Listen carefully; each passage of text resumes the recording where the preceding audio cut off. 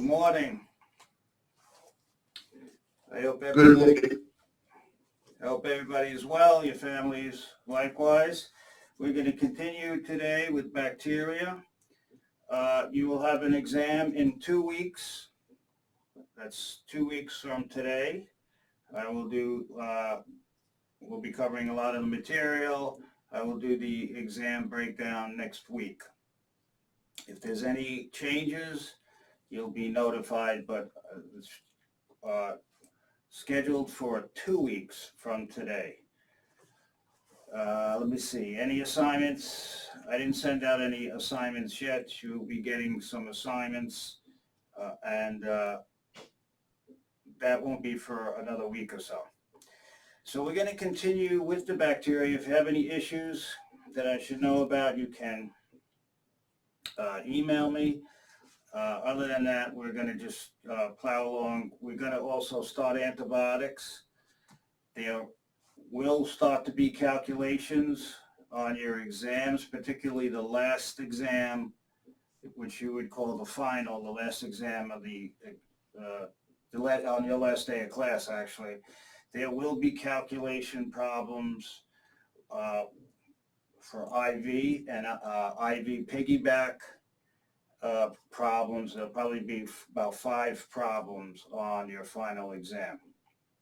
We will go over, in other words, I'm not just going to give you the question without doing the review for the math first. So we'll do some practice problems in the context with cases, and then we'll hang up an IV fluid, we'll calculate the rate, and then we'll hang up a IV piggyback and calculate that.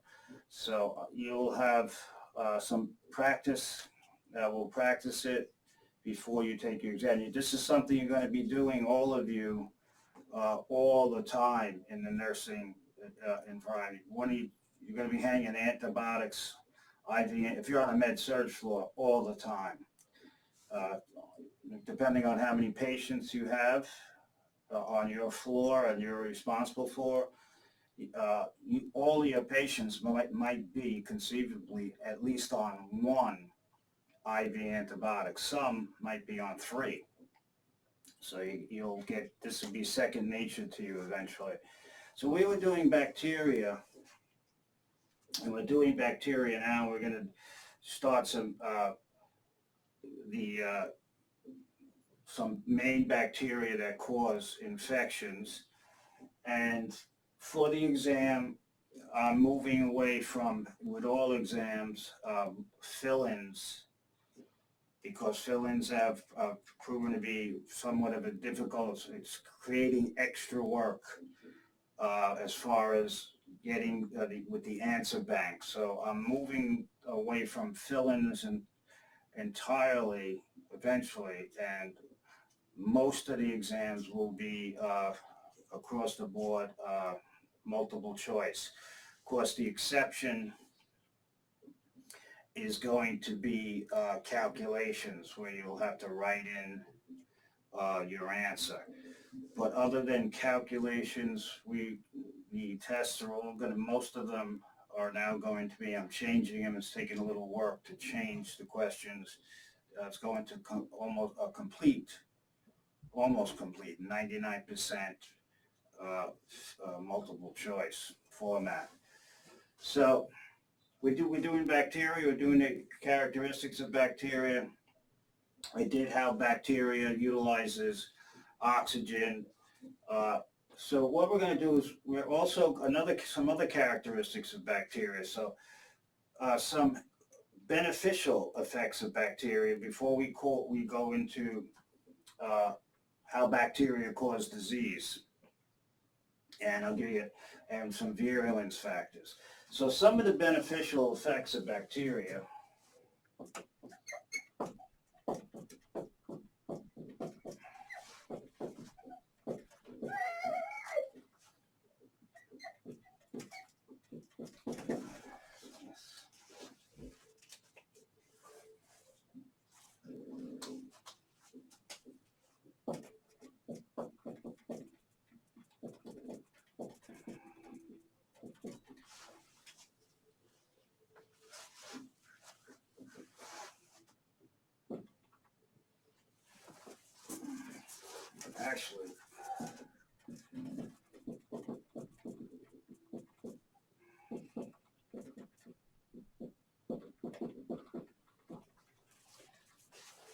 So some of the positive benefits that bacteria give or confer to us. So many bacteria, as you remember from and on the next exam also, there's going to be repeat definitions like disinfectant, antiseptic, some critical device. You have to remember them forever. You're going to be associated with that in the hospital environment, those terms. So bacteria will do, some bacteria, as you recall, they do nothing for us. They occupy our body.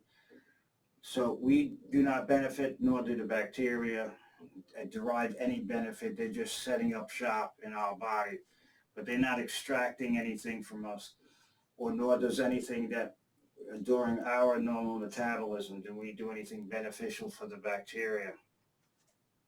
Other times we both benefit. The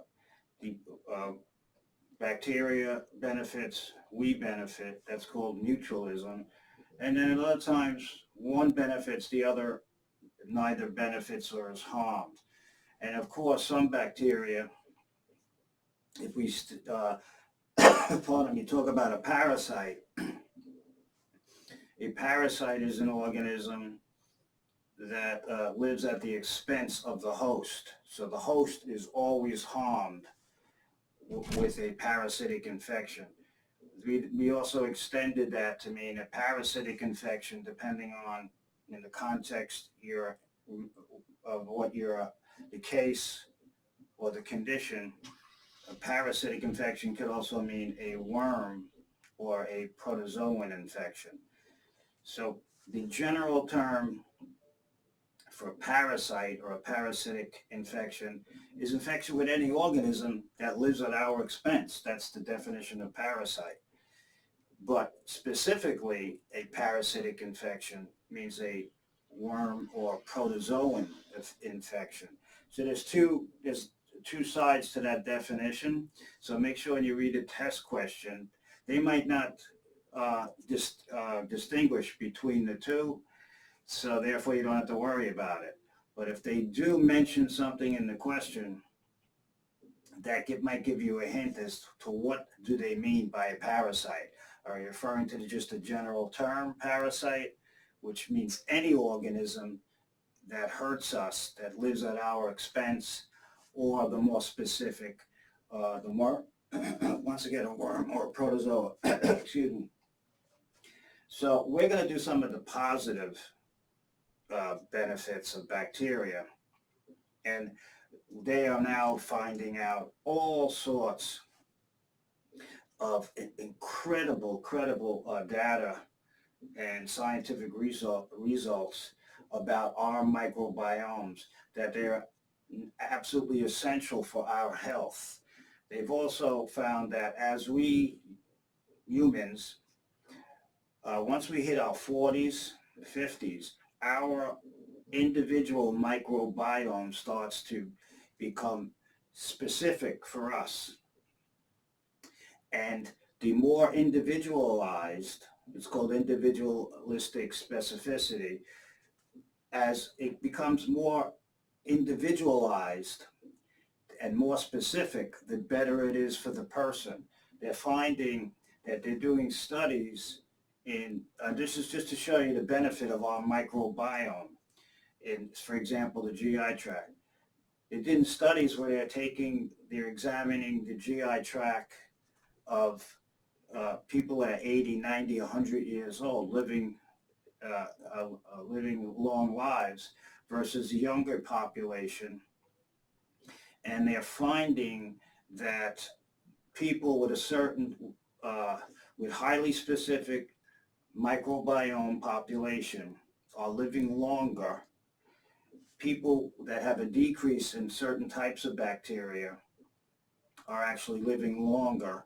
So they're finding that there's a strong correlation between our microbiomes and longevity. So if we didn't have a microbiome, we'd be dead already. The fact that we have a microbiome attests to its importance, So it's not just they're just hanging out doing nothing. These bacteria are doing amazing things for us. Now, can they kill us? Yes.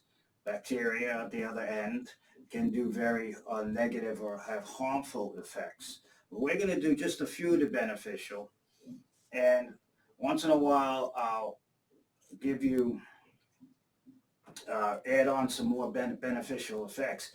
But they're finding now that certain types of bacteria are associated with thinness, where obese individuals or people who are overweight have other types of bacteria.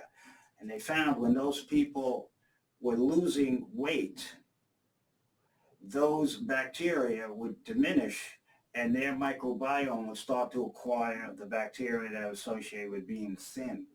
So this is a complicated interaction between humans and the microorganisms within us. So that 4.5 pounds, those trillions of cells, microorganisms in and on our body at times are very, very beneficial and essential for life. So some of the things, we're just going to do some. Some of them produce vitamins.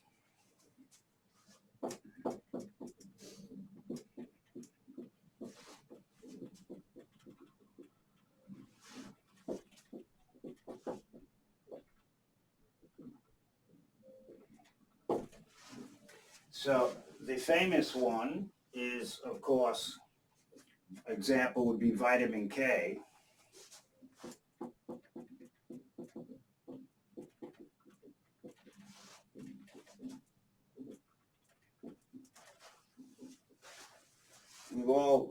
Vitamin K has several functions. We're not worrying about how it's involved with calcium and bone and stuff. That's a whole other topic.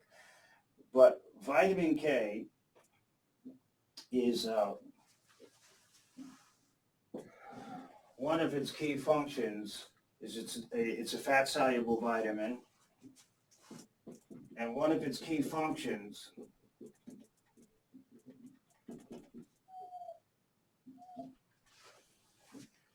is it's necessary for synthesis of the blood clotting factors.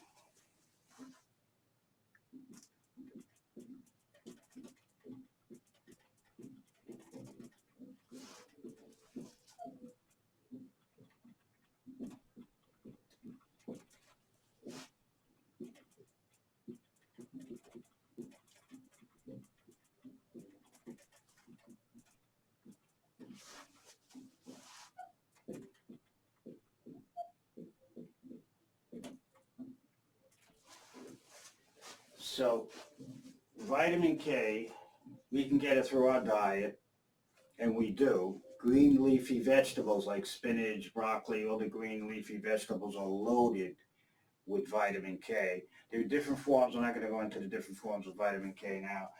But bacteria in our colon, certain species of bacteria can produce vitamin K.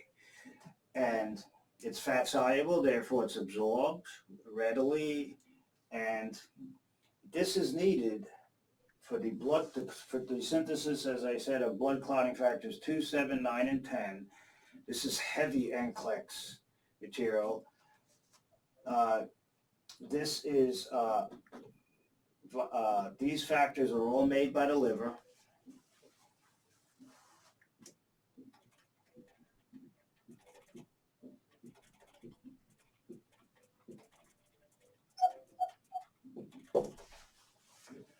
So the clotting factors are made by the liver.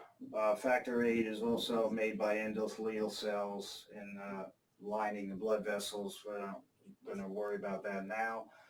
But remember, the liver synthesizes most of the clotting factors that is necessary for our blood to clot. So start to think, if you have liver disease, one of the things you might see is a bleeding problem.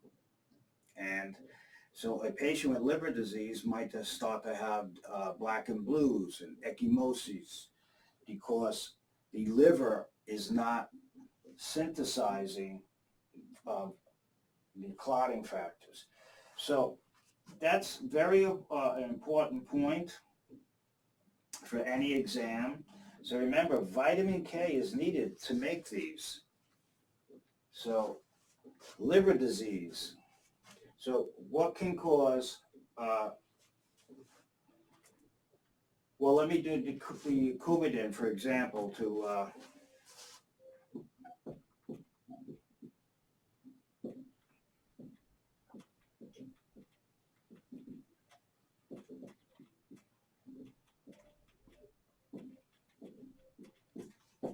so undoubtedly, because Coumadin is one of the most commonly prescribed drugs in society, it's used to prevent blood clots. You'll see something on the NCLEX.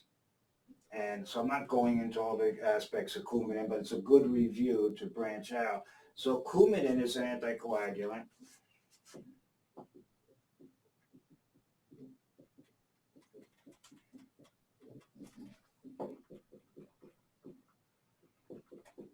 But don't forget, it's also considered, why is it an anticoagulant? Because it interferes with the synthesis of clotting factors 2, 7, 9, and 10 in the liver. But don't forget, Coumadin is also classified in the textbooks as a vitamin K antagonist.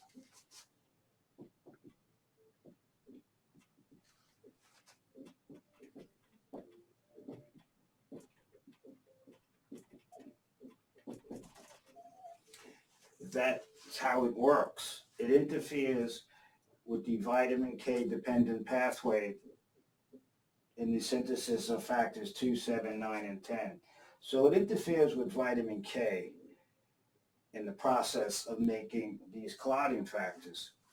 So remember that for a test, because when a patient's put on Coumadin, the goal is to decrease the synthesis of these, not stop them. Patient would bleed to death, but decrease the synthesis. And how does it do this? Because it antagonizes vitamin K. So if a patient is on a diet, so you got to stop and think,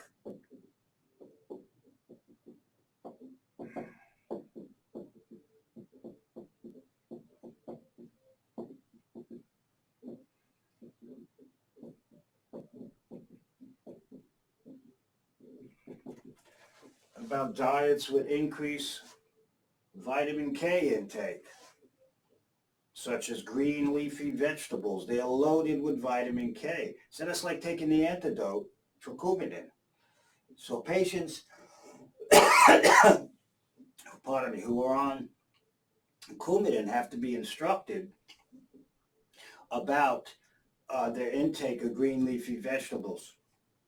They're not stopped, but the level of the amount that they take in has to be considered when you are monitoring the patient's PT, prothrombin time, and INR, because they can interfere with the effect of the Coumadin, and therefore the patient's risk for blood clot goes up again. The Coumadin is becoming less effective because you're taking in a vegetable that has all this vitamin K in it, and vitamin K is one of the antidotes for too much Coumadin. So vitamin K is very important. Our bacteria make it. We also need to derive vitamin K from our diet.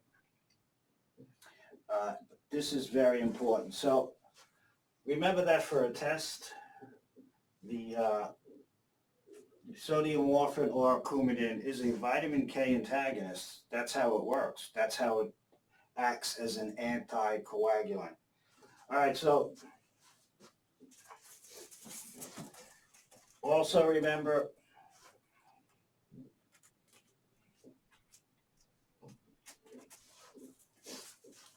that because vitamin K,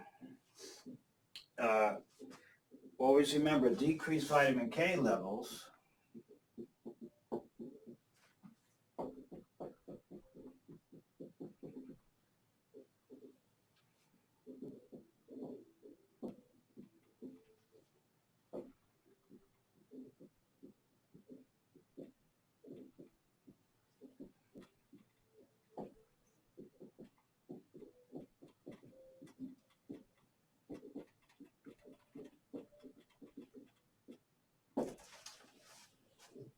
decreased vitamin K levels can be associated with increased risk for bleeding.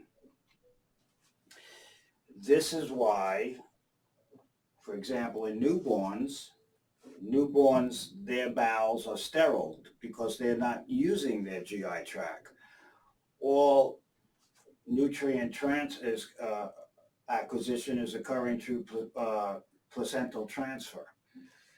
So immediately after birth, of course, then the GI tract is going to go into high gear, and by about 3 months, the baby will start to develop. Will have a fairly good complement of its own microbiome, and it takes 3 to 4 years for that to mature, and then it reaches stability around in the 20s, and then it changes again as we get older. So our microbiomes go through cyclical changes, as I mentioned before. So by the time we hit 40 and 50, our microbiomes are starting to become more highly individualized. All right.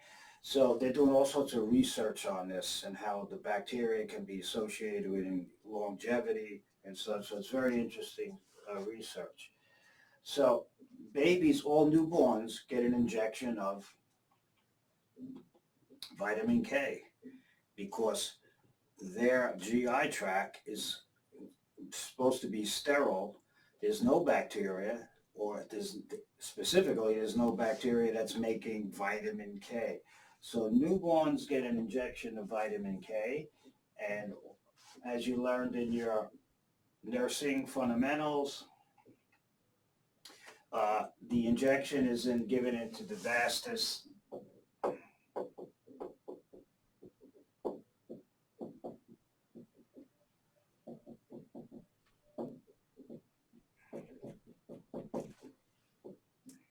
Vastus lateralis muscle.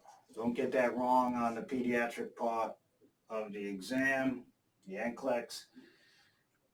In non-ambulating children, before children start to walk, the vastus lateralis is the muscle utilized for IM injections. All right, not the gluteal route. The gluteal route can be utilized once the baby starts to stand and ambulate. But before ambulation, you have to give it time to develop the gluteal muscles. So all the muscles, the vastus lateralis is fairly well developed, even in a newborn, those chunky little thighs, and that's where they're getting their IM injection of vitamin K, because they were finding that some infants had developed bruises during the birthing process or a day or so afterwards from, of course, you could have a traumatic or a difficult birth. Some babies were having intracranial bleeds, and they realized they made the connection that one of the things was happening, there was not enough no vitamin K, and the baby was some babies were subjected to bleeding episodes of bruising. So all babies get it now. All right, so don't forget what can cause decreased vitamin K levels. Babies are born with decreased vitamin K levels. You have to till they develop their bacteria, so they're going to get their injection. We just remember this for the test.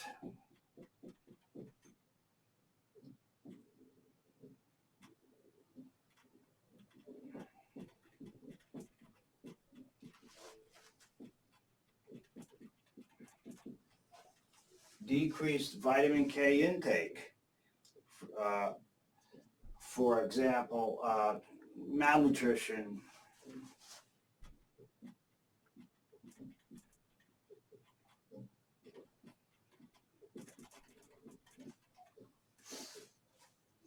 So if you don't take, this is where they want you to make the connection. If you're malnourished, okay, you're not going to get enough vitamin K. The liver can be perfect, but if the liver doesn't have enough vitamin K necessary to synthesize these clotting factors, you're going to start to see bruising and like ecchymoses, all these different bruising. Also, don't forget another cause for decreased vitamin K levels is decreased vitamin K absorption. Well, I'll say decreased fat absorption.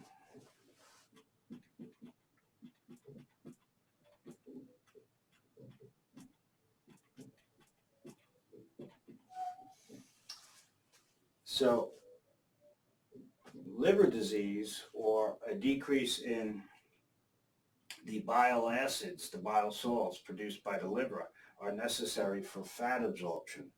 So once again, we go back to the liver. And so if you have an obstruction where the bile salts are not released into the intestines, a good deal of the fat that you eat is not going to be broken down and absorbed into the body and go to the parts of the body well, not the liver first, but eventually winds up at the liver. It's going to wind up in the feces. So decreased fat absorption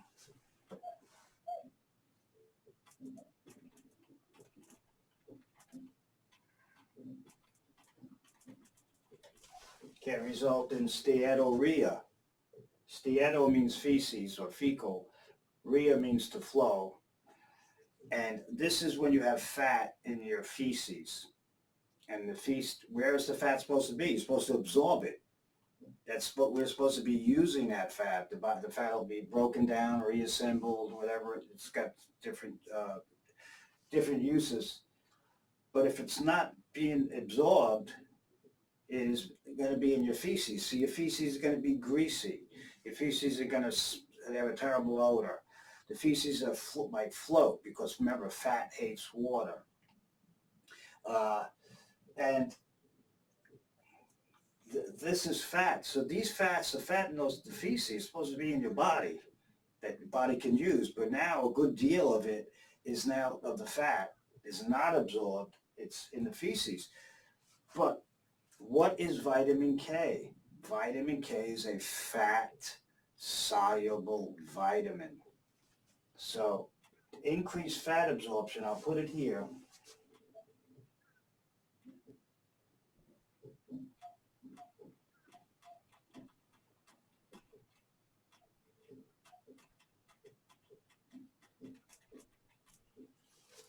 can decrease vitamin K levels, and therefore the patient can start to bleed. You'll see bruising on the legs, on the abdomen, the arms. And so start to think about that. It's not a complicated process, but you have to remember to backtrack a little when they start to talk about a decrease in vitamin K. Why do you have a decrease? Either you're not taking in enough, or you can be taking in all the vitamin K in the world, but the body is not absorbing fats. So where is the vitamin K? Most of it is going to be lost in the feces. So steatorrhea is a condition where you have decreased fat absorption, and there are now fats.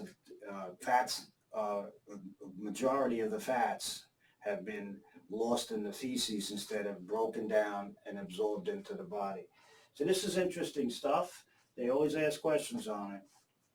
All right, so you got vitamin K, you got a good review.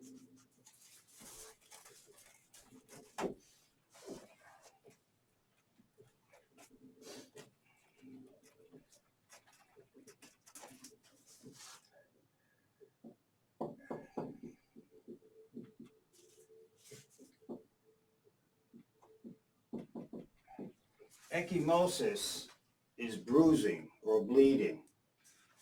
These are, you'll see these black and blue. Sometimes, if they're getting older, they all turn a little, have a yellowish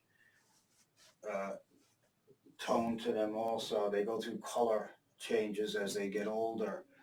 This is bruising.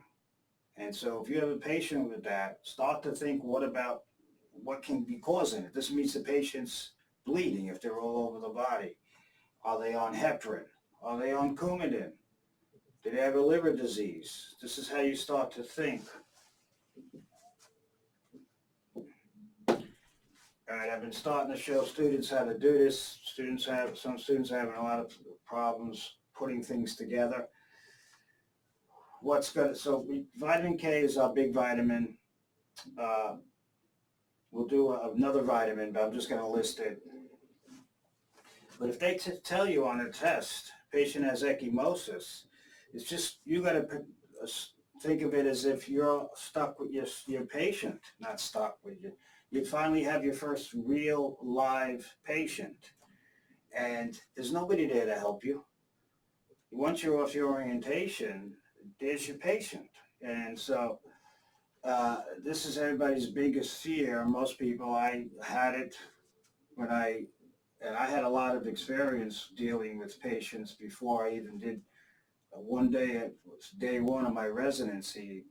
So I did have a lot of hands-on with live patients the third and fourth year of medical school as an EMT and working in hospital in different capacities.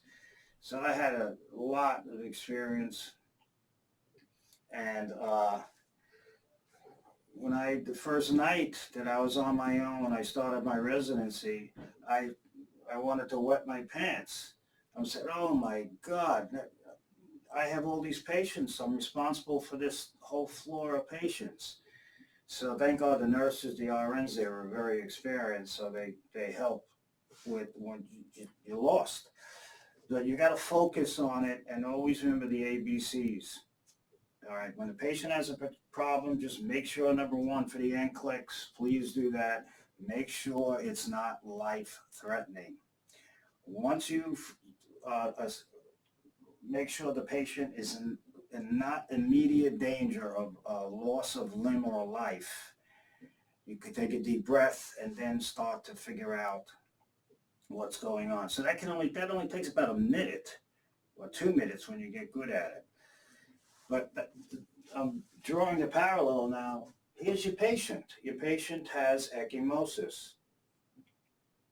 What can be causing the ecchymosis? That's your next steps. You got to learn. You know what this first. You got to know what it is. It's bruising from bleeding. All right, these are bruises. That's what a bruise is. A disruption of vessels. And so, what do you think? So I'm just showing you. You don't start jumping to blood tests and stuff like that. You got to just ask yourself, and this takes practice. What's a general cause of ecchymosis? So the first thing I would ask,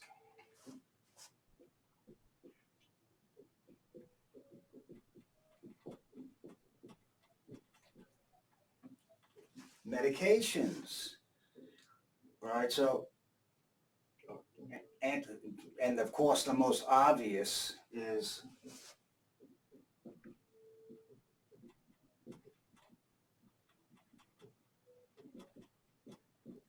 the patient on anticoagulants. You know, Coumadin, heparin, some antibiotics could actually cause bruising and bleeding. So when we get to those antibiotics, I'll list it.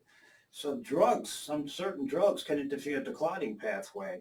But specifically, if you have a patient with ecchymosis, first thing you think is, could it be ecchy? And then you check the medication list. Okay. Then if it is, then you can go to more specific and you can check.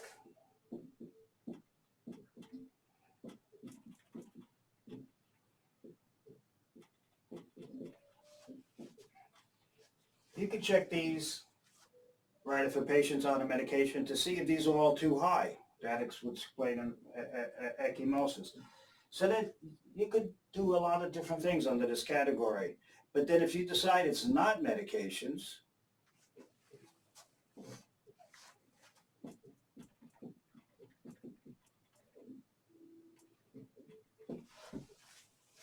is it a liver problem?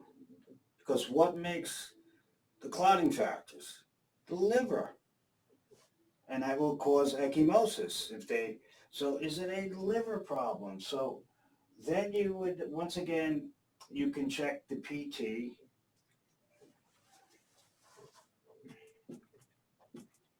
Because the PT measures, especially factor 7.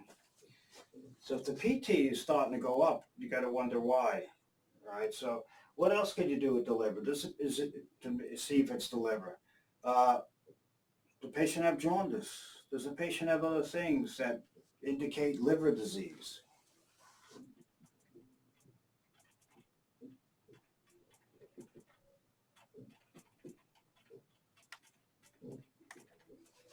So these are some of the things you would start to look at if you're worrying about this. If all this is normal and the liver tests are normal, like your liver enzymes, or to check liver enzymes,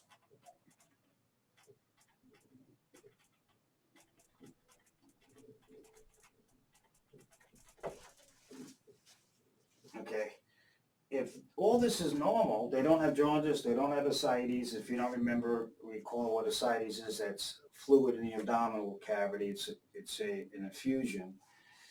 If their liver enzymes are normal, their PT is normal, the jaundice, so you ruled out this. You ruled out this, the liver.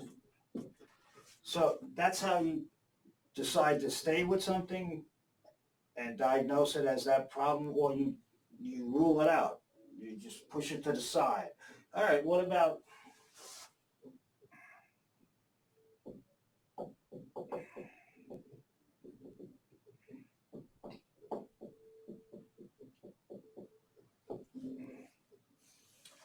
decreased vitamin K levels?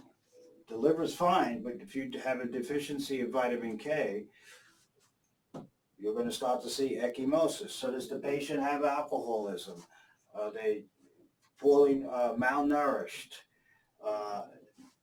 And it goes on and on and on, how you can go off in different directions. But what I want you to know, so if you could start out with one word and start to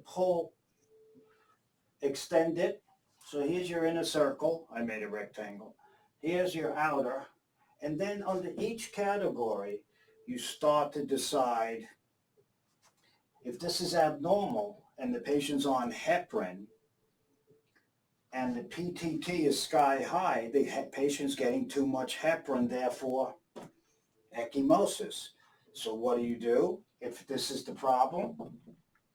Okay, so you would lower the dose of heparin and you'd give, or stop it, and you'd give the antidote, protamine sulfate.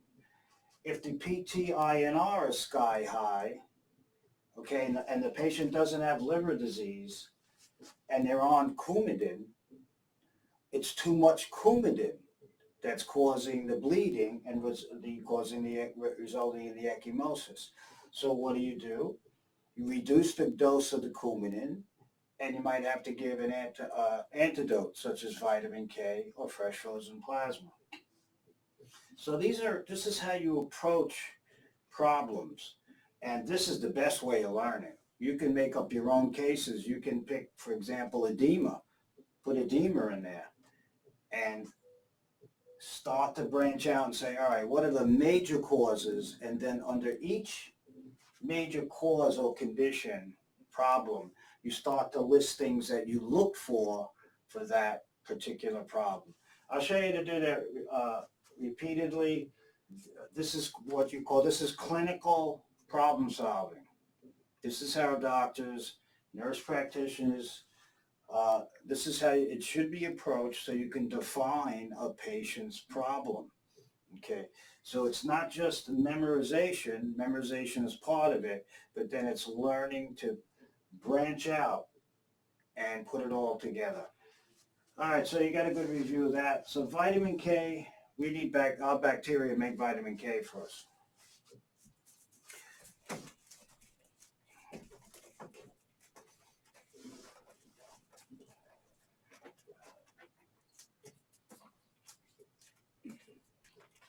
So very often students forget, especially for the NCLEX, the liver has over 500 functions, and many disorders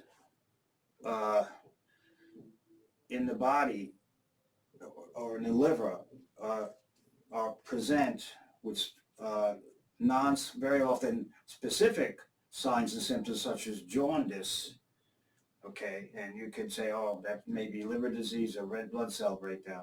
But then you have others like ecchymosis, bruising, bleeding, and you have to learn how to backtrack and say it could be liver disease because of the liver makes the clotting factors. So the next thing is they produce vitamins. Bacteria also, I'm going to erase this fat soluble now.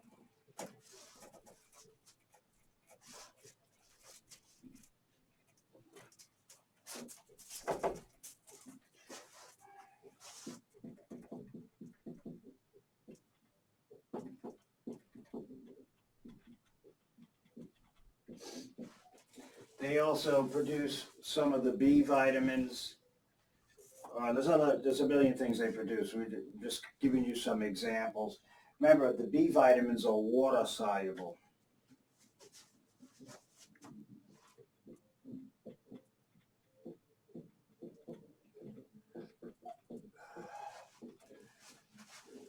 So water soluble,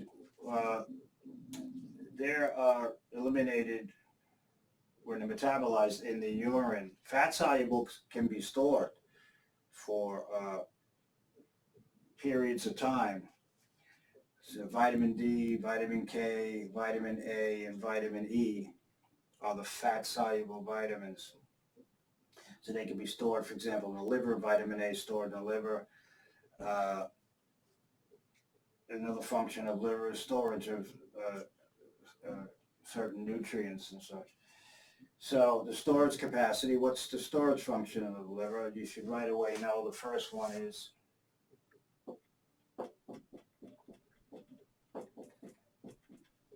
glycogen.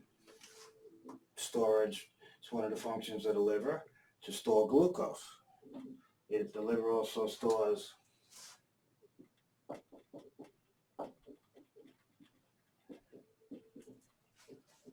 vitamin A, and it's a type of cell called the Ito cells. So vitamin A is fat soluble. So vitamin A, D, E, and K are fat soluble.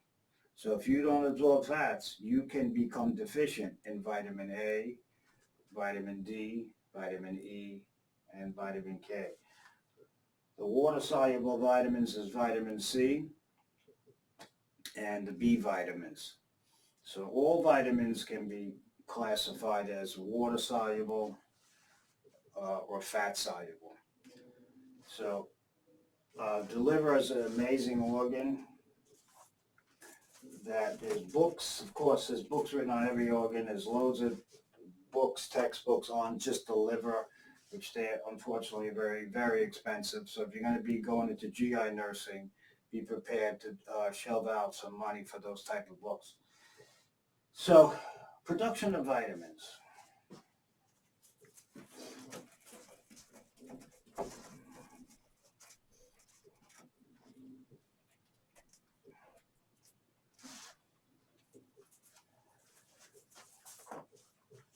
Bacteria also can metabolize medications, which can be used to our benefit.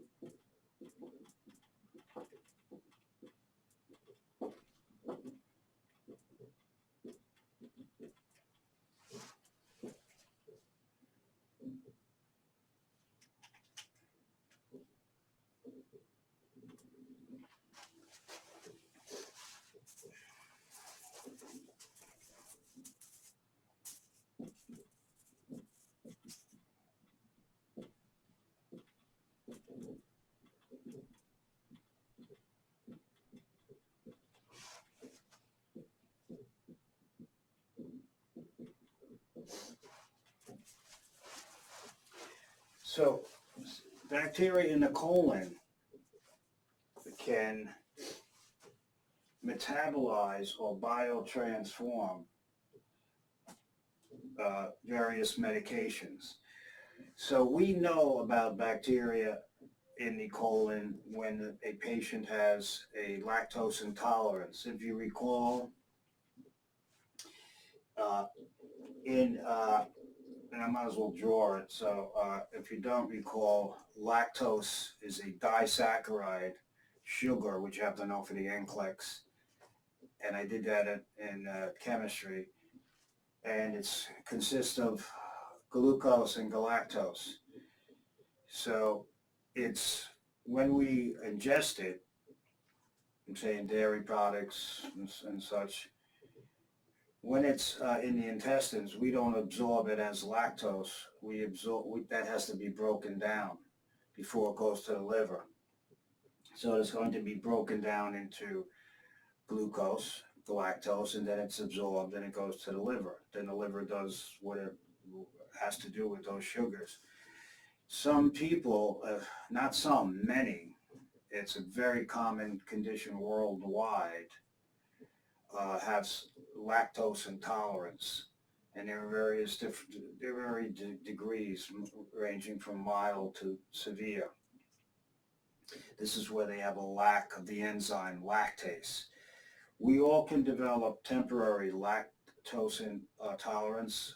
Some patients with, say, severe diarrhea, that over a few days, they can wash out the enzyme that's in the intestines, and we flush it out, and therefore you can become temporarily lactose intolerant.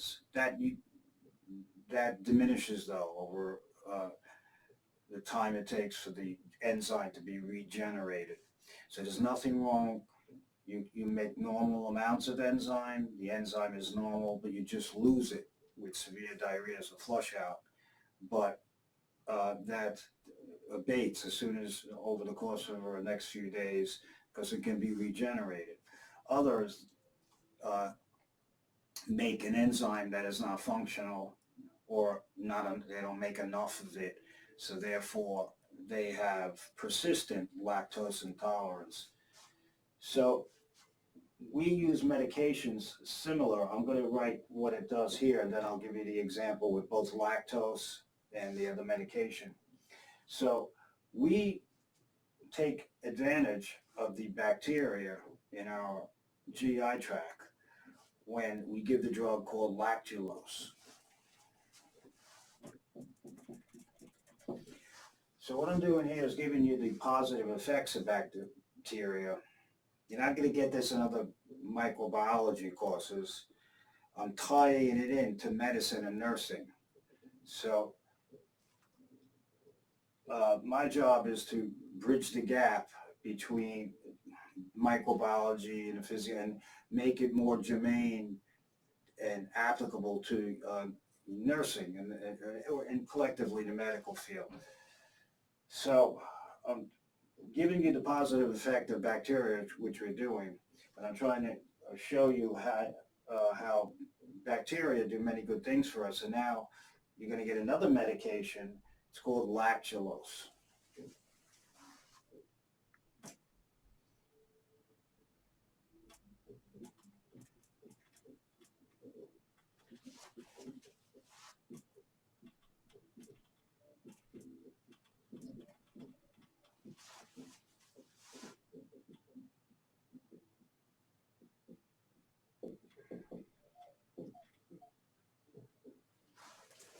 Lactulose you're going to be given. It's commonly used. If you're going to be working on a busy med-surg floor in city hospitals, the major hospitals on Long Island, many of you might relocate. You know, once you get your RN degree, especially if you have reciprocity, that means you don't have to take the NCLEX in another state. So many states, the bulk of the states, I forget the exact number, it's in the 30s, have reciprocity where you can cross state lines and just fill out the state form, but you don't have to take the NCLEX. Many states have that for medicine also, for doctors, but certain states don't. So if I decided to move to another state, if they don't have reciprocity, I might have to retake, and it's not worth it to me.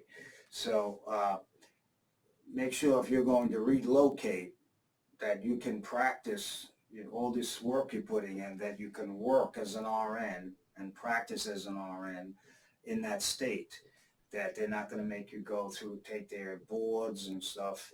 You have to make sure that they have reciprocity. If that's the case, you just got to pay the fee and just fill out the forms. All right, so you're probably going to see, since the pandemic, they were still being difficult, believe it or not, when they wanted volunteers to go, from nurses to go from other parts of the country to other states to help out. The medical board, the nursing and medical boards were nuts with such restrictions that who would want to volunteer when you had to go through all these crazy loopholes. And with me, they wanted to just to give that. I said I can give vaccinations. PPDs. I read TB, and they want you to go. If you go to another state, they want and your license. They want to check your background, your criminal background. I said, are you kidding me? It says just look to see if everything is all right. And why would I want to volunteer in your state if you're gonna bust my chops? And this is true, because I just recently got notified about all the difficulties it is. They cry for volunteers, and then when you want to volunteer, you have to jump through so many different loops to finally get the process started. It's insane. So make sure you have reciprocity. So bacteria metabolize lactose. Lactose is called lactulose.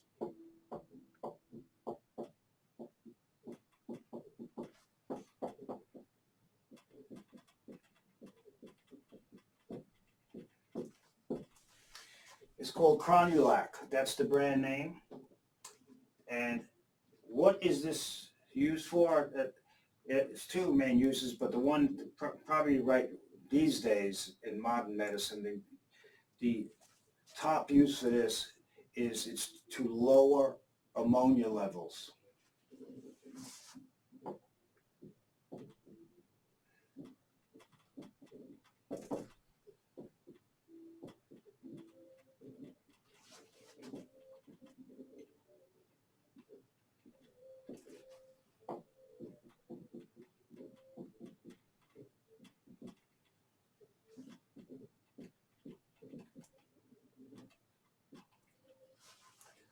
So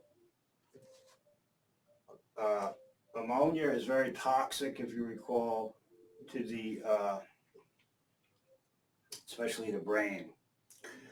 So this drug, lactulose, the mechanism's beautiful, the way it's utilized. And how does it work?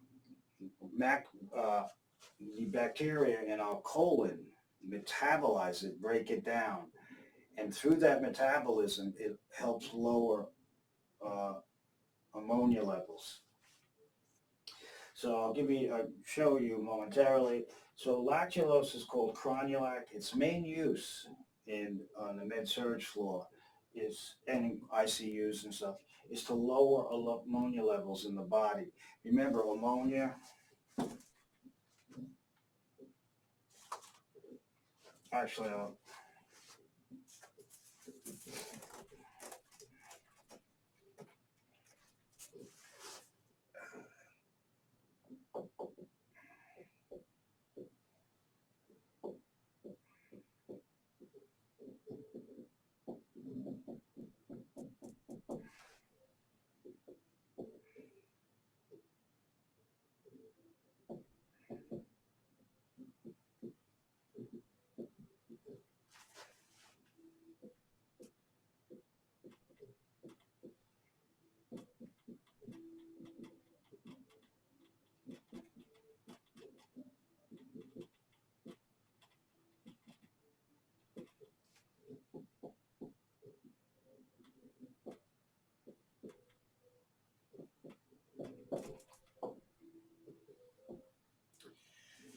So I'm sure, I'm hoping that your nursing instructors, when you do med surg, go into this.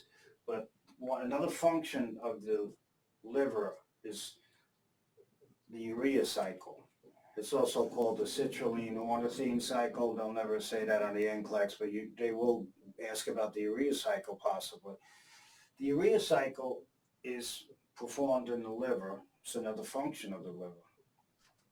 And it converts, I'm not doing the biochemistry, but it converts the ammonia, which is very toxic to brain.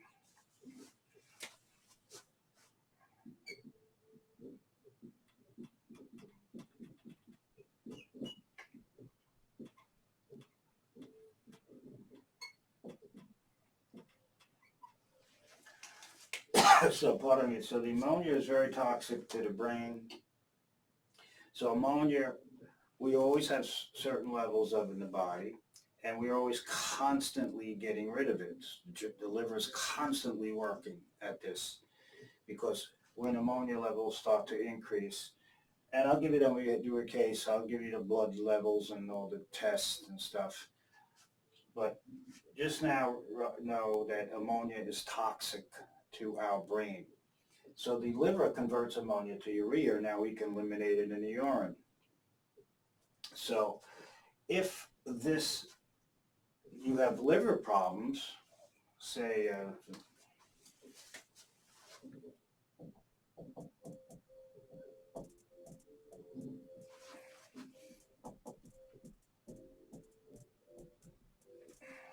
patient has alcoholic cirrhosis or alcohol cirrhosis,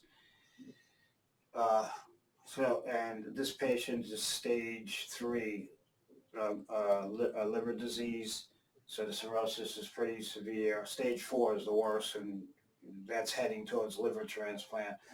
But what's happening is now the liver is severely starting to malfunction.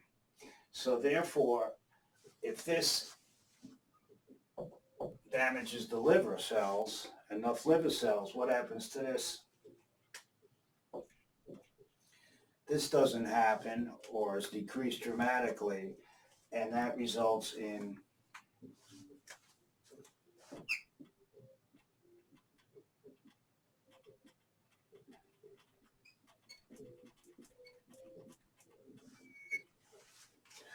increased ammonia levels. And these can in turn cause all sorts of central nervous system problems. So these can affect the brain. So this can produce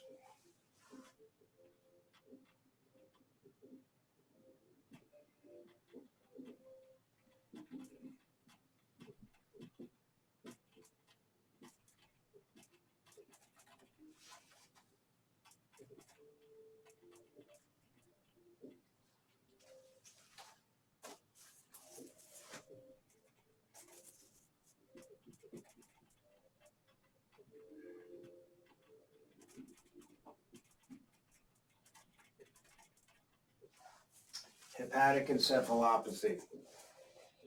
And this is a common condition. Encephalopathy, encephalo means pertaining to the brain. It means brain. Pathy means pathology or disease. And hepatic, well, that means liver. So this means there's not anything wrong with your brain. Not anything wrong with your brain. But it's a liver problem causing the problems with the brain now.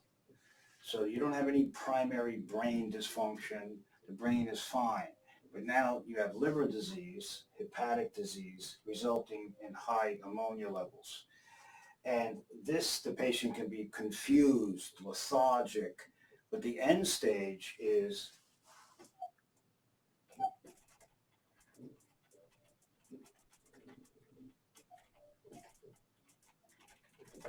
this can produce something called hepatic coma. So you're in a coma. This is a metabolic coma, meaning the coma is caused by chemicals, or either exogenous coming from outside the body or endogenous. So another cause of metabolic coma would be like severe hypoglycemia, low blood glucose levels, or severe hyperglycemia, hyponatremia. So there's elevated hypoammonemia, increased ammonia levels. So I want you to start to see where there's nothing wrong with the brain. But now the patient's in liver disease, has liver disease, he or she is not converting the ammonia to the urea so you can get rid of it. The ammonia is going up, up, up, and it's going to start to affect the brain, cause the hepatic encephalopathy. There's other terms for this. This is still in the textbooks. And that can result in coma. That's the worst. So what's your goal? Your goal is to lower ammonia levels. So we give a drug called lactulose, okay? And the bacteria in our colon metabolize the lactulose. So I'm going to erase this. I'm going to erase this. Now this alone should be able, I mean, you could study the liver for, a liver lecture is about 6 hours, 2 3-hour classes to cover the liver. To cover the liver very specifically is even more. But this general scheme right here with the urea cycle, you can start to answer a lot of questions because it ties in ammonia, it ties in urea in the urine, it ties in the liver and the brain, and you can get through a lot of questions on the NCLEX just with that basic scheme.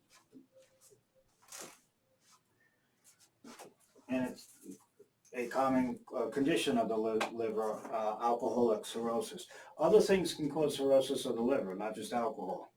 There are other toxins, medication. There's loads of causes of cirrhosis. Of course, the most common is alcohol. So what does the bacteria do? They metabolize the lactose, and the overall result is lowers body ammonia levels.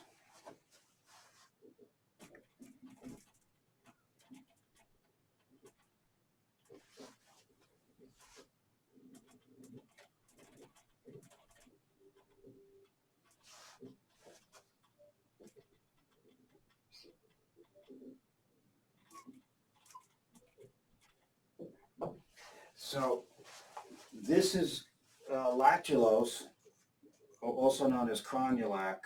Most of the time, on the NCLEX, they can be referring to it as lactulose. The primary use and the main use of this drug is to lower body ammonia levels, get the ammonia levels, for example, in the blood down. And this will then improve because if the ammonia keeps going up in this the worst outcome is the patient can go into coma. So you want to try to avoid that. And one of the ways is by giving this drug. And the drug is not absorbed, it stays in the colon, and the bacteria break down the drug. So we're using the bacteria in the colon to metabolize this drug. And the end result is it will lower blood ammonia levels. So I'm going to erase that for a minute.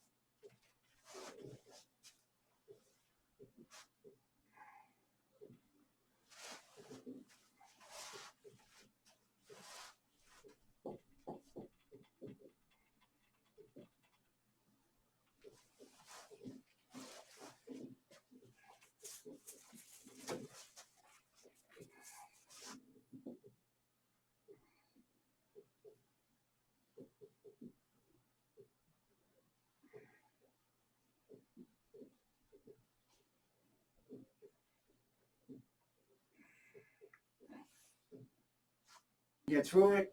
We're heading into actually a break soon, so I just want to quickly show you what happens. This is anything that is broken down, for example, X.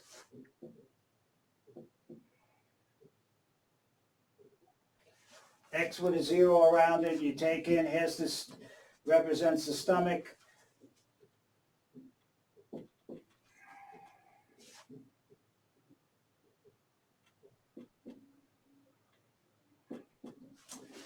And X will be broken down no matter what it is, and it's going to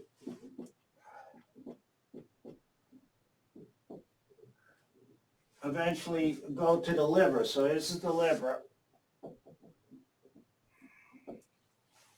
This is the hepatic portal vein you'll hear about.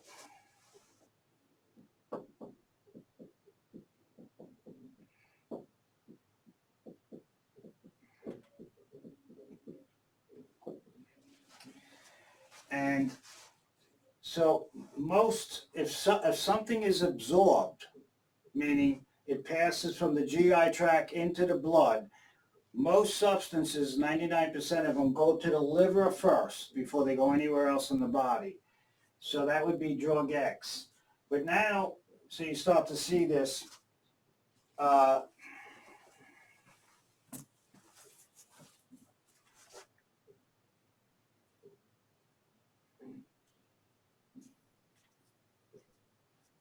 and this is for medications also.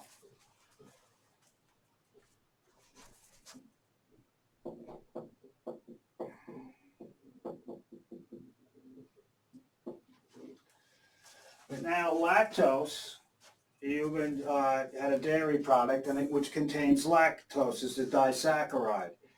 It goes down into the small intestines. Here's the lactose. And it's in our small intestines. And now lactose, we have an enzyme that breaks lactose down. The enzyme is lactase.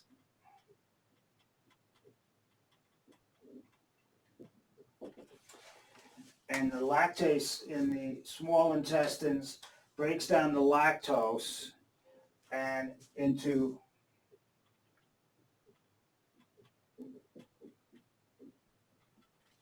glucose and galactose. So lactose is not absorbed. It has to be broken down into its simplest form, which is 2 sugars, glucose. Those are now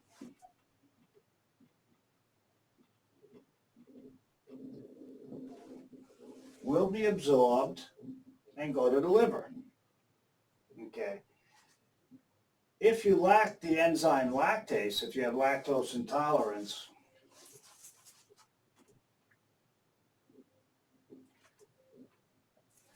this does not occur.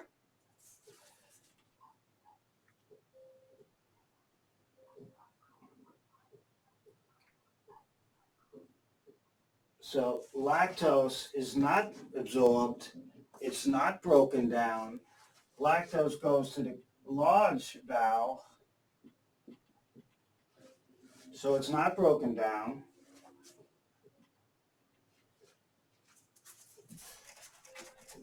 And now bacteria in our bowel will say, oh, dinner. So bacteria will now utilize the lactose.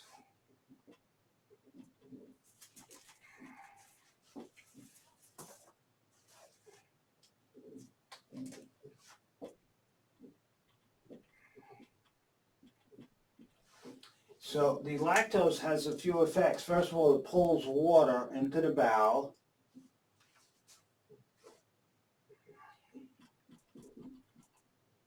So that's going to contribute to the diarrhea. But the bacteria, when they metabolize the lactose to make energy, they're going to produce all these different acids and gases.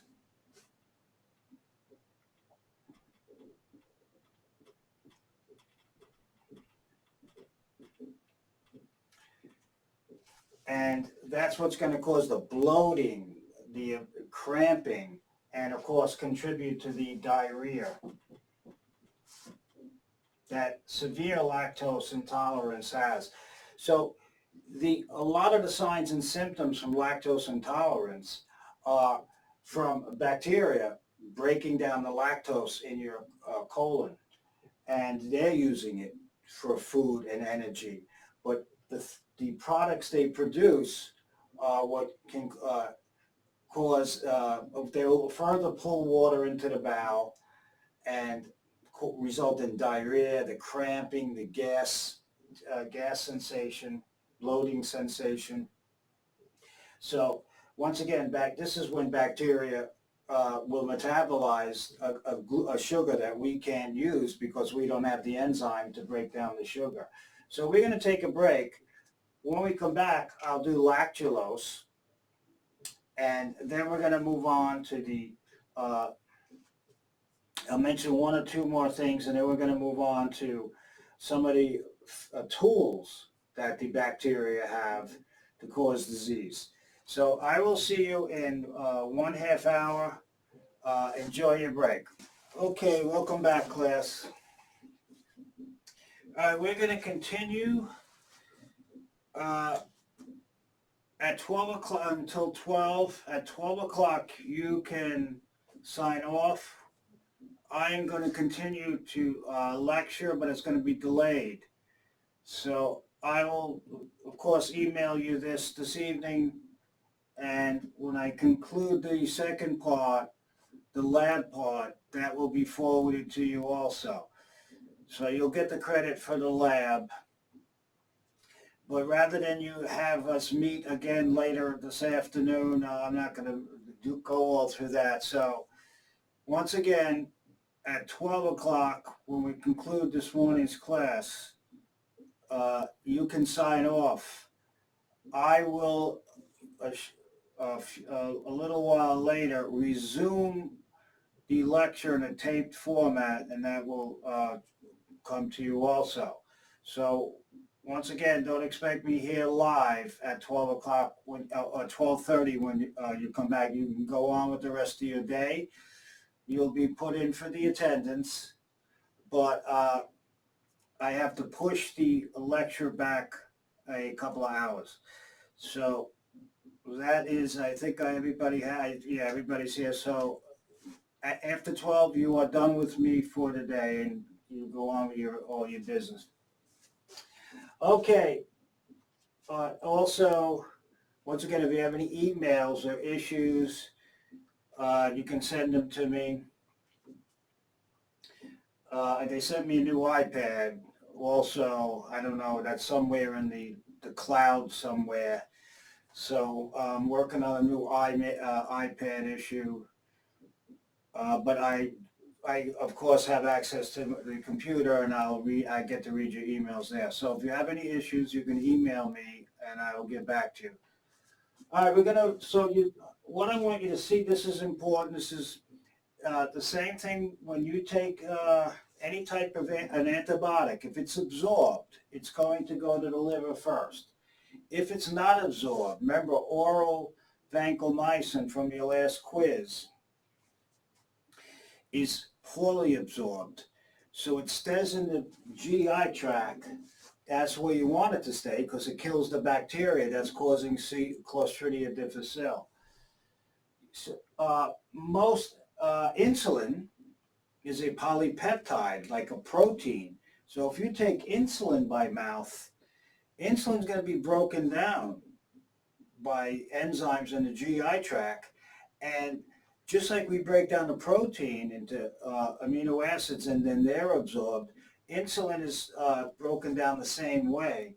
And so insulin, by the time it gets to the liver, is no longer insulin. It's been broken down into its 51 amino acids.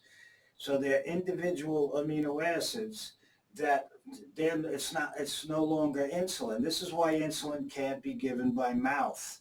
It has to be given by injection, or now there's a freezer, which is a inhaled form of insulin. But you can't use the GI tract for insulin because it's broken. It's treated just like a Big Mac. So we're going to erase this. Let's quickly do this.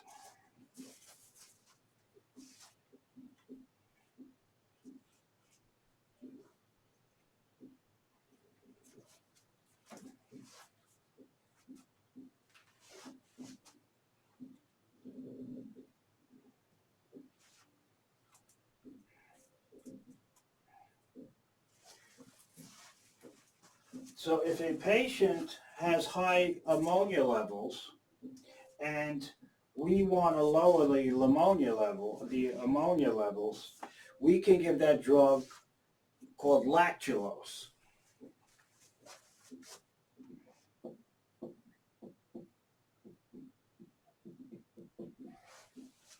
And you notice the similarity to lactose. Lactose is a large polysaccharide. So our goal is to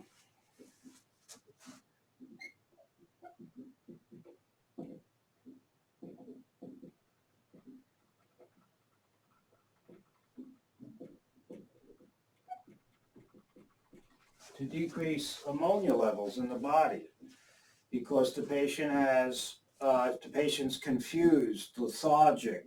Patient has tremors, something called a flapping tremor. When you have the patient extend their hands, or you have to do it, it depends on how cooperative they are, and you extend their wrist, and you'll see this. It's called a flapping tremor, and that's very often seen in patients with liver disease that have high ammonia levels. So the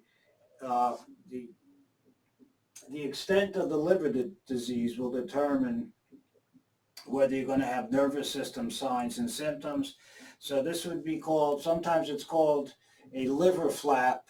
When you go like that, you extend it. You can do it with the extremities, but it's easy to do it with the wrist. You extend the wrist, and all of a sudden you push back on the wrist, and all of a sudden the patient will start doing that. That's called a flapping tremor or a liver tremor, and that's very often seen when the patient's ammonia levels start to go sky high. At this point, the patient is probably a little lethargic or confused, and they can be moving towards going into hepatic coma. So your goal here, the healthcare team, is to lower ammonia levels. So we give this drug, and we're going to let the bacteria, this drug is not going to be absorbed.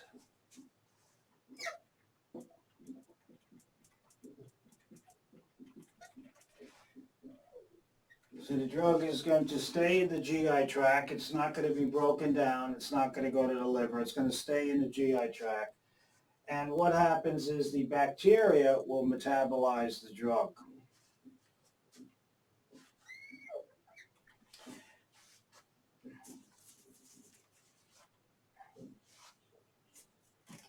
Now what happens, I'm not doing all the chemical reactions, so you don't have to worry about it, but what happens is during the metabolism of this drug,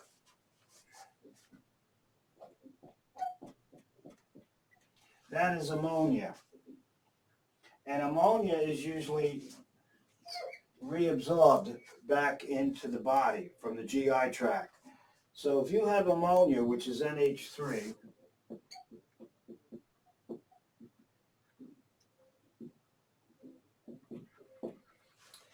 that can be absorbed readily back into the GI tract.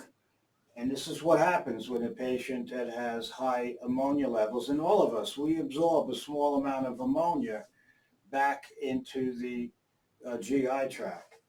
But with this drug,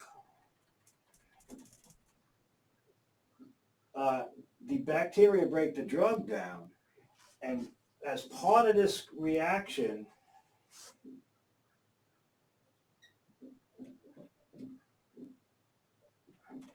we react the ammonia with a hydrogen that's produced from the breakdown of this drug. The bacteria cause this.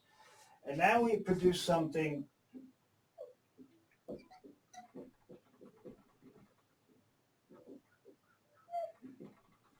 called NH4 plus. This is the ammonium ion.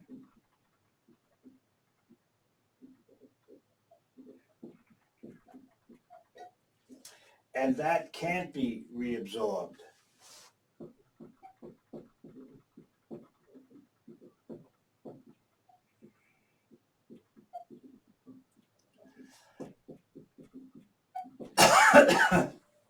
So, pardon me, NH4 with a plus is called, remember, an ion is a charged substance,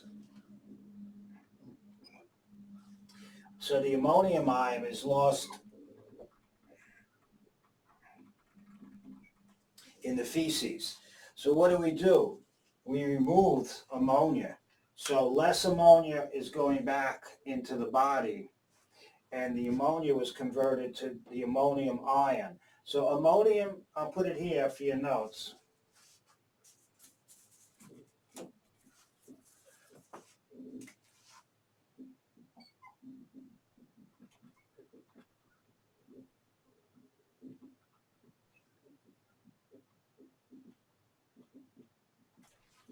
Ammonia, NH3, is reabsorbed back into the body. So ammonia in your bowels, in our bowels, can be reabsorbed back into the body.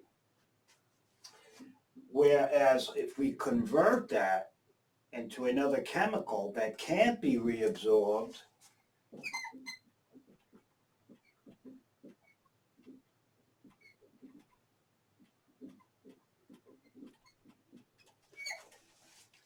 that's going to be lost in the feces. So we converted ammonia, NH3, to the ammonium ion, NH4 plus, and that's lost in the feces. Every time the patient goes to the bathroom, they're getting rid of ammonia in the form of NH4. So this is a beautiful mechanism where we utilize bacteria to metabolize lactulose and produce the ammonium ion, and that's lost in our feces. Of course, another problem with it's not a problem, but this is going to cause diarrhea also. So when you put a patient on lactulose, I'll put here,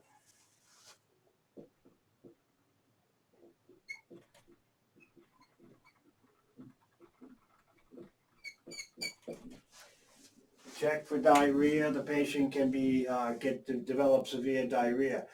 Sometimes as lactulose is used for constipation, that's not its primary use anymore. Its primary use is to lower ammonia levels. But for the NCLEX, if they ask you a question about lactulose, if there's a question involving lactulose, one of the answers might be to monitor bowel movements.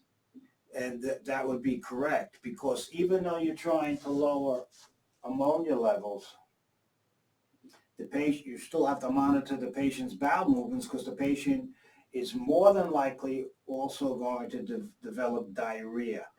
So while it would at first glance not make any sense, why am I monitoring bowel movements? I'm trying to treat liver disease and high ammonia levels.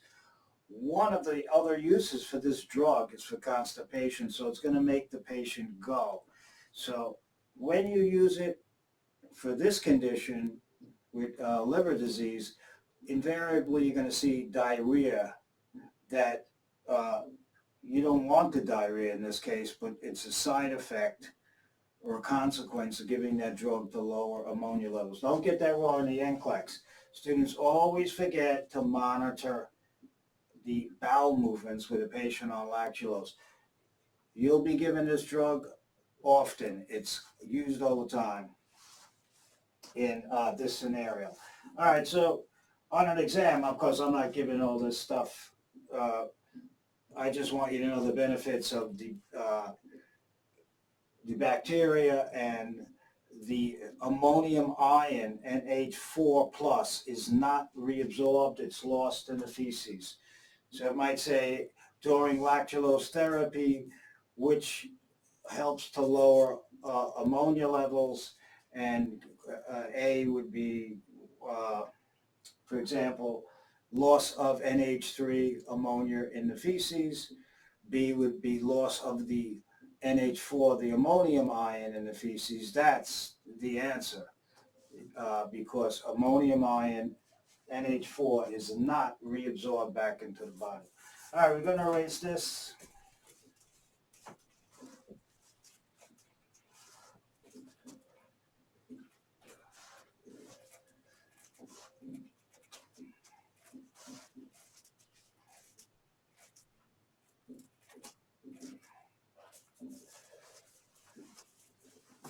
Okay, well, so those are just, I mean, the list goes on, and from week to week, I will give another benefit of bacteria because even not in our bodies aside, our microbiomes, we could put aside for a minute.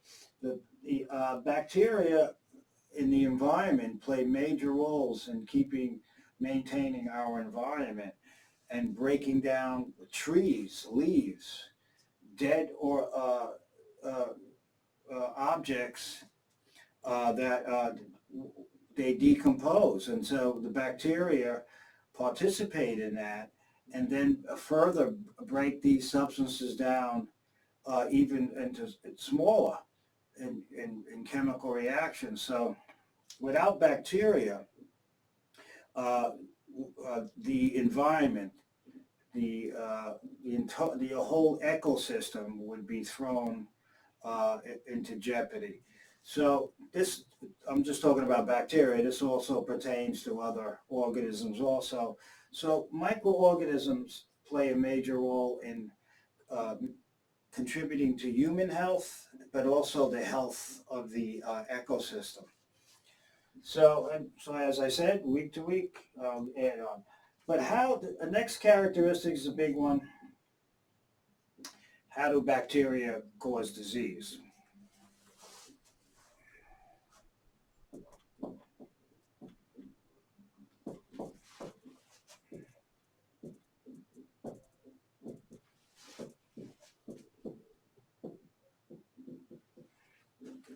I'll put infectious disease.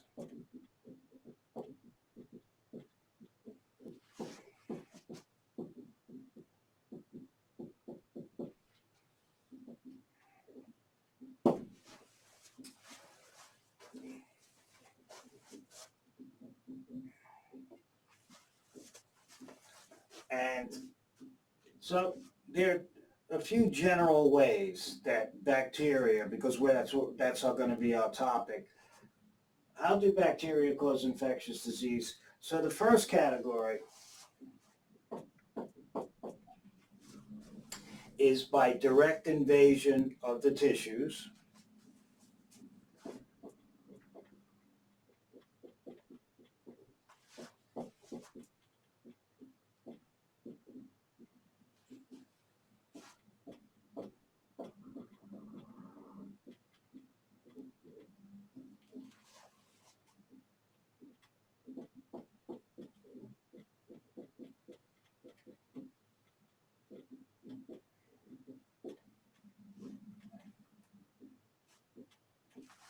And with subsequent inflammation. So there's an inflammatory response. So we'll do this in a moment. The second way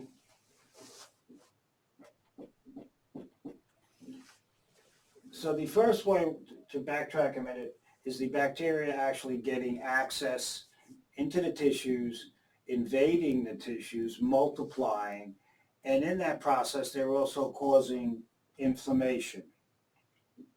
So I'll give you the five components of inflammation, of local inflammation, in a moment. The second major way bacteria produce disease is through toxin production.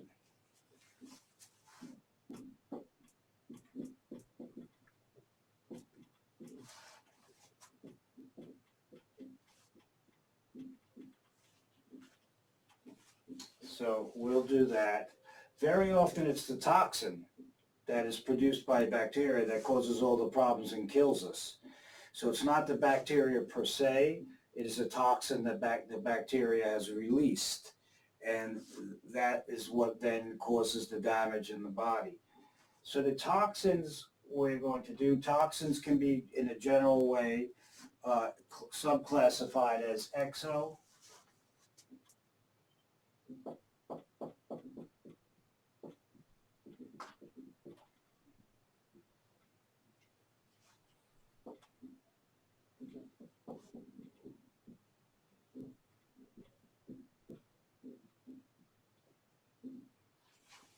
exotoxins and endotoxins. So when we get to toxin production, I'll give you a couple of examples once again.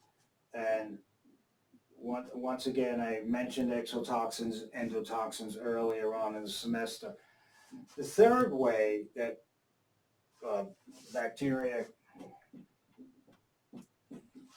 can result in disease, infectious disease, is it's immune mediated.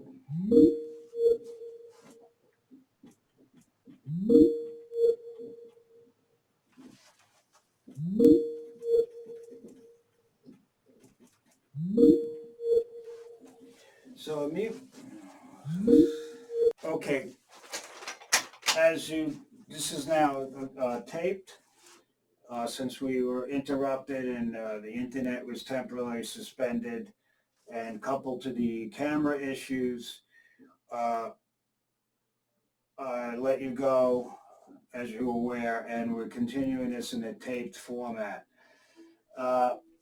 So we're doing how bacteria cause infectious disease. The first way was direct invasion, tissue invasion, with subsequent inflammation. The second was toxin production, the production of exotoxins and endotoxins. And the third is immune mediated. It results from the immune system. This is an immune system response.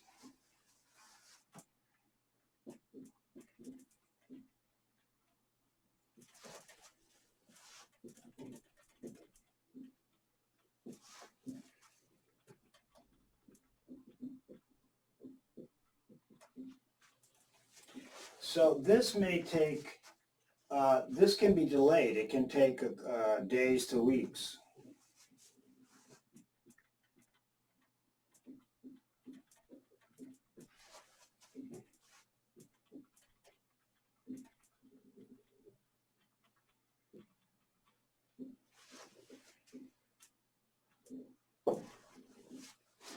And it is the immune system that is responding to the infection that is now actually producing damage to the cells and tissues, and possibly organ damage. An example of this is when with Streptococcus pyogenes causes a strep throat, and then a week, 10 to 2 weeks later, the patient develops post-streptococcal glomerulonephritis, which is a problem with the kidney, and this is due to the immune system causing this problem. Another kind of immune-mediated disease is, like, for example, with hepatitis A. It's actually the hepatitis A virus, when it attaches and attacks hepatocytes, liver cells. This stimulates an immune response, and it's actually the immune response that does most of the damage to the liver cells, not the virus itself. So it is immune-mediated response to the virus infecting the liver cells.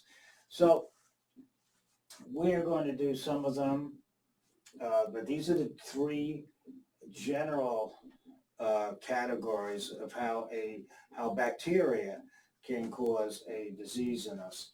Direct invasion with inflammation, toxin production, and of course immune mediation through our immune systems are an attempt to eradicate an infectious a microbe is now doing damage to our cells and tissues. So we're going to erase this.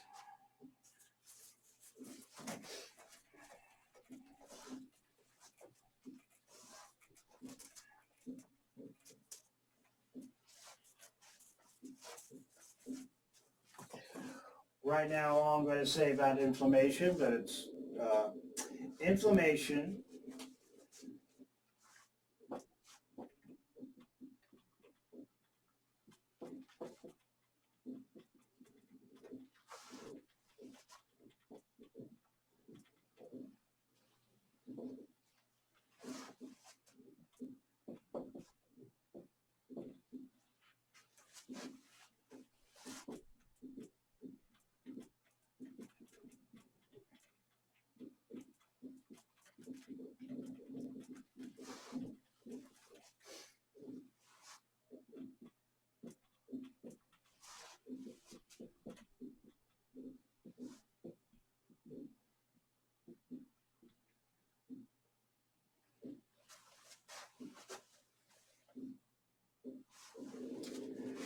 acute inflammation, which is what we're going to talk about right now, and I'll give you an example of when inflammation can become chronic.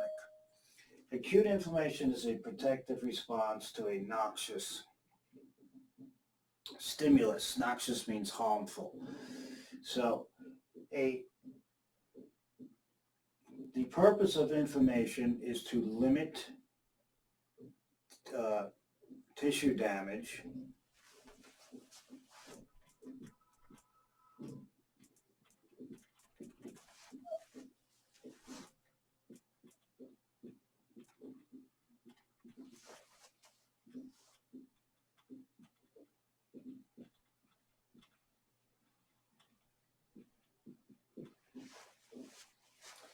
Okay, so it wants to limit the extent of damage to the tissue that's being compromised. It also removes dead and cells and necrotic tissues or debris.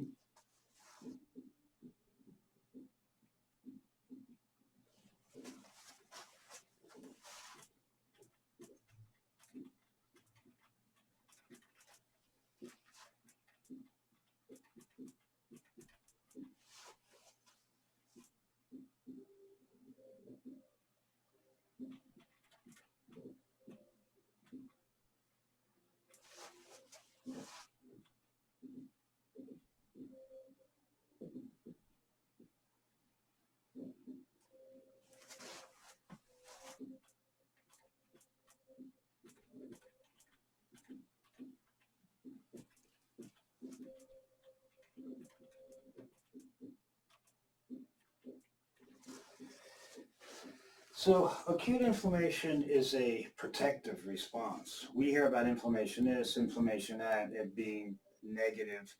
It is a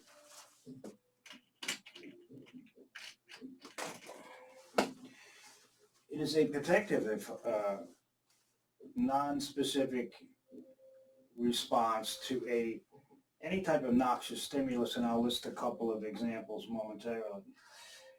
Its overall purpose is to limit tissue damage.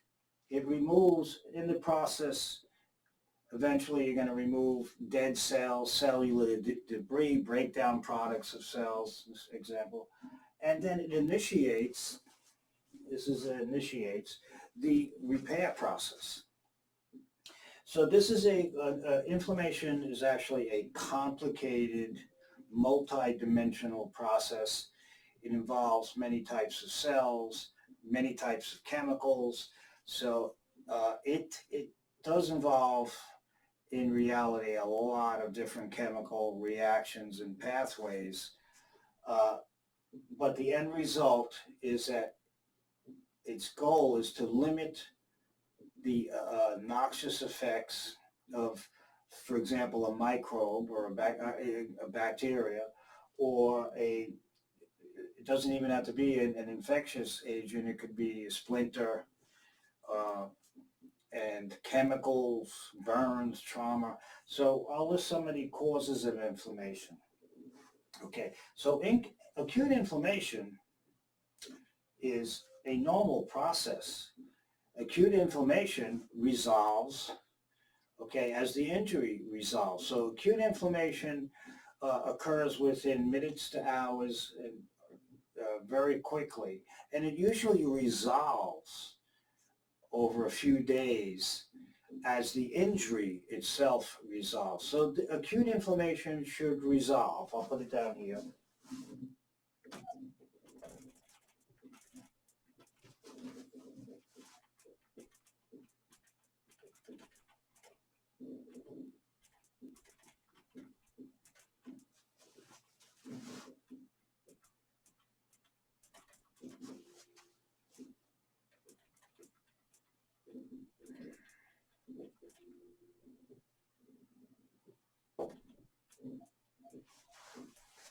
So resolve means it should stop.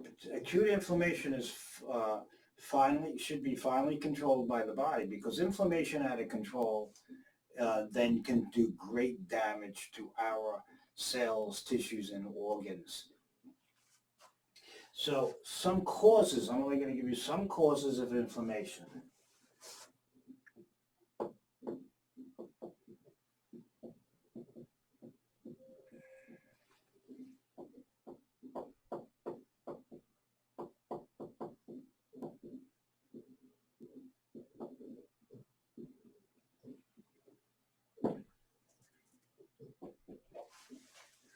Microbes, very common cause of an inflammatory response.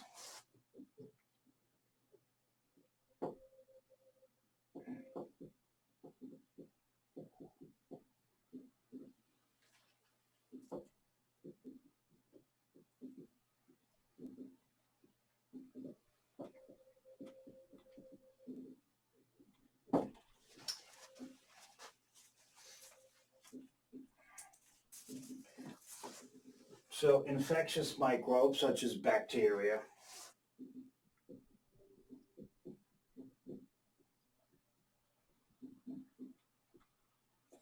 but viruses, fungi, worms, protozoa, all infectious microbes can elicit and produce an infectious response, inflammatory response. So these also the toxins produced by the various types, for example, bacteria can stimulate the immune system. Part of that is the inflammatory response. So inflammation is a non-specific response. It's that the inflammatory action can be elicited by any noxious stimulus. It doesn't just have to be a infection from bacteria, for example. So inflammation normally is usually always accompanies an infection. So infections, to put another way, are normally always accompanied by an inflammatory response. But inflammation is not always caused by an infection. Inflammation can be caused by other non-infectious processes. So infectious microbes are one cause, but another cause for inflammation, for example, could be foreign bodies.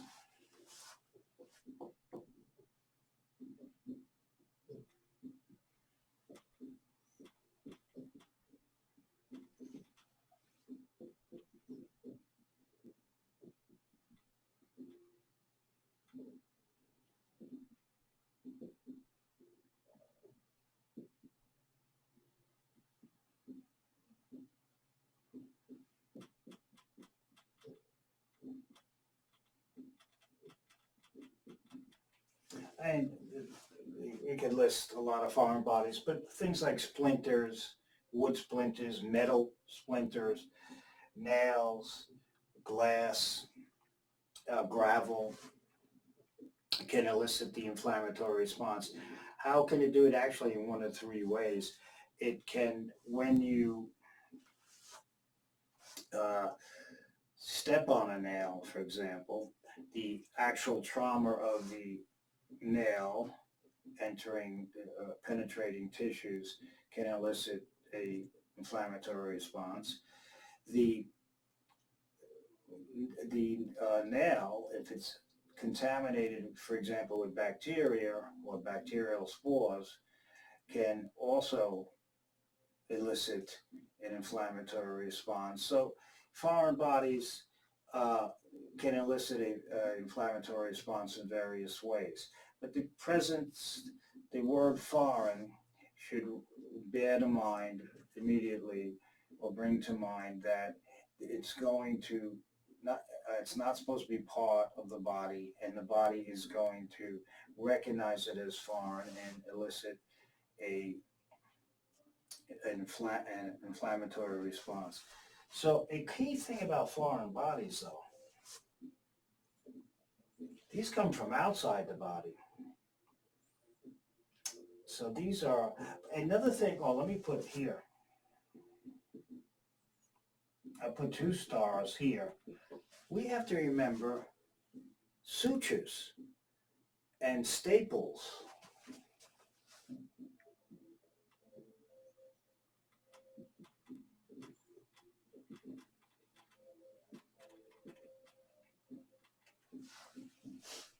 Sutures and staples have to be removed. Remember, they're foreign, and they have to be removed within a certain period of time, depending on the nature of the wound, the location of the wound, the nature of the suture, and they have a prescribed amount of time in which they can remain in place before they have to be removed, because they're going to start to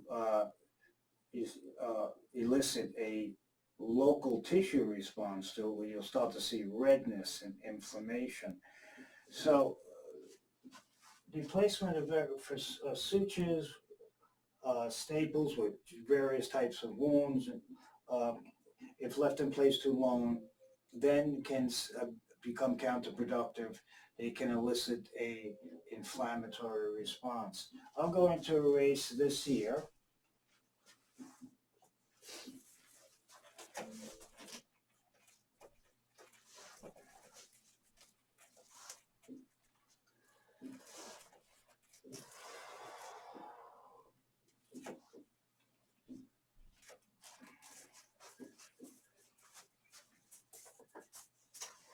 And 3 I'll put up here. Well, actually I'm going to continue with 2 up here.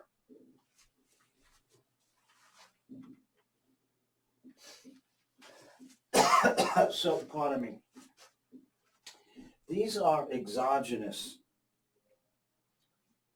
That means they originate outside the body.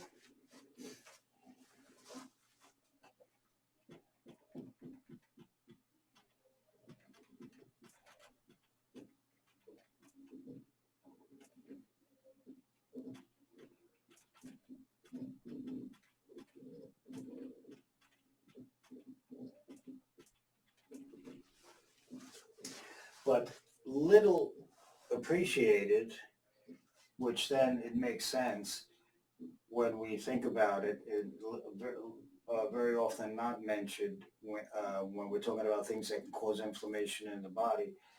Exogenous materials or medications, for example, originate outside the body. So an exogenous medication is what you're giving the patient. Once again, I'll repeat it one more time to you.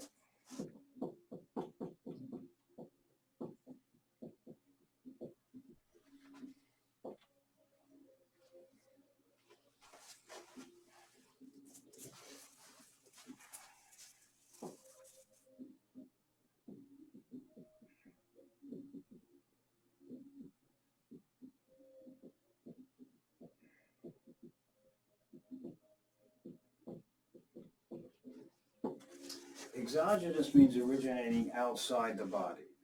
So, for example, exogenous cholesterol.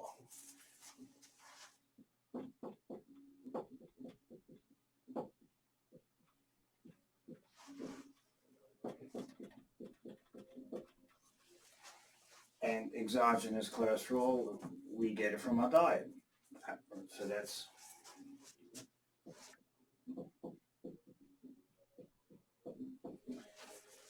I'll give you one more example. Exogenous insulin. This is when the patient has diabetes and we are giving them insulin.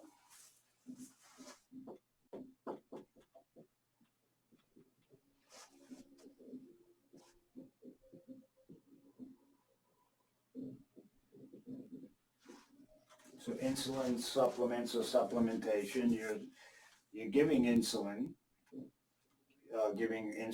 subcutaneous, giving insulin IV, or you can give insulin, as I said now, inhaled insulin. One more example, steroids.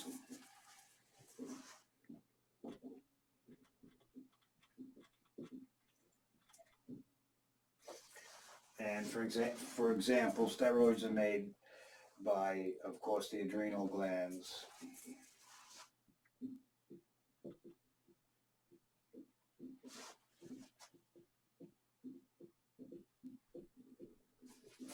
But steroids are also made, of course, in the testes, the male testes, the female ovaries, and of course, during pregnancy, the steroids can be manufactured by the placenta.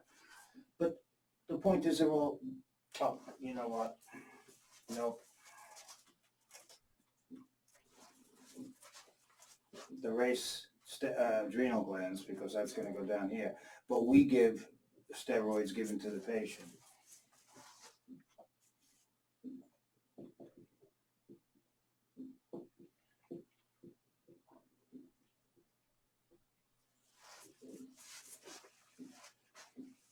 So those are exogenous. Now endogenous is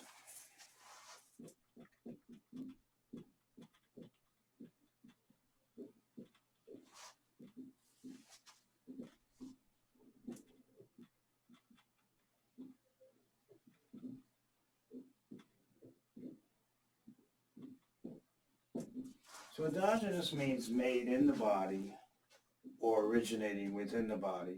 So we also have endogenous cholesterol.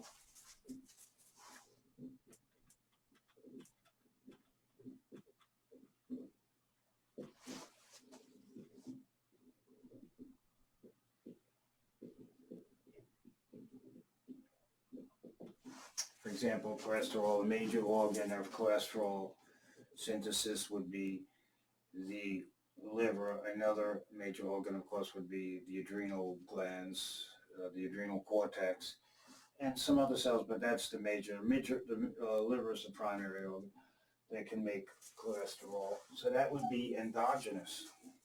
Also endogenous insulin.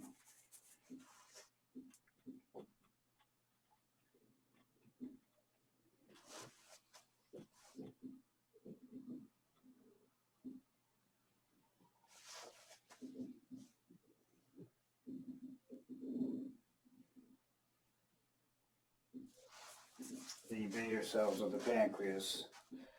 And of course, here's steroids again.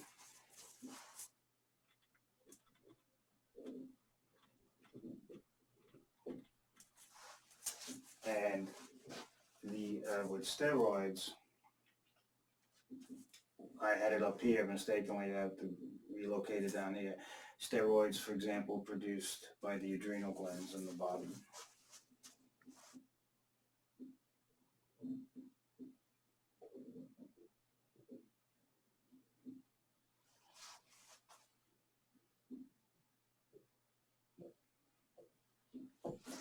So know the difference between exogenous, that's what you'll be given the patient, or the patient will be taken, derived through diet, medications, etc. Endogenous is made within the body, and it's originating from the body, and so you can see the differences. So we can have endogenous foreign substances.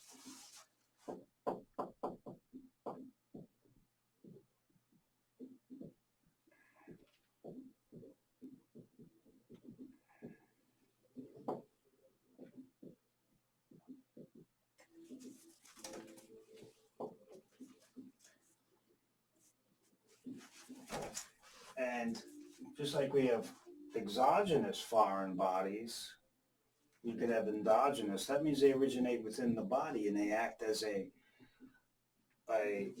foreign substance, and they elicit an inflammatory response. An example would be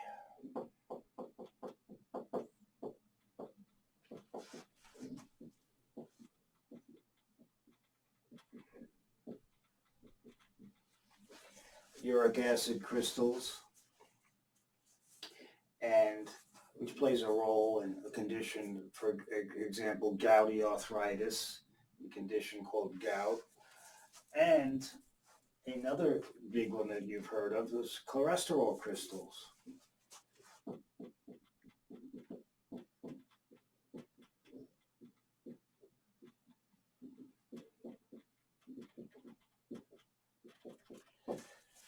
So these can, inflammation, the body responds to uric acid crystals and cholesterol crystals. It produces an inflammatory response. And the inflammatory response is part of that overall disease process. It causes many of the signs and symptoms and problems associated with those conditions. So we have foreign bodies. It has nothing to do with infection.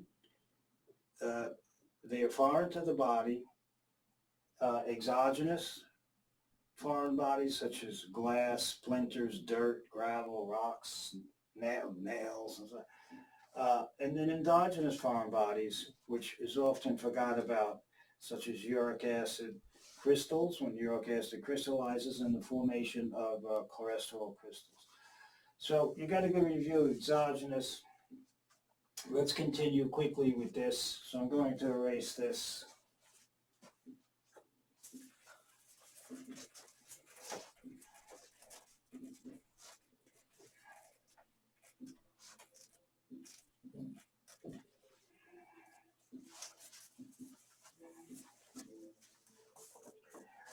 And so we're on 2. Now we're going to put number 3 here for your notes.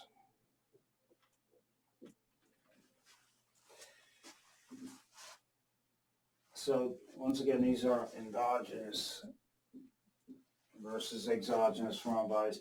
Another common cause could be trauma.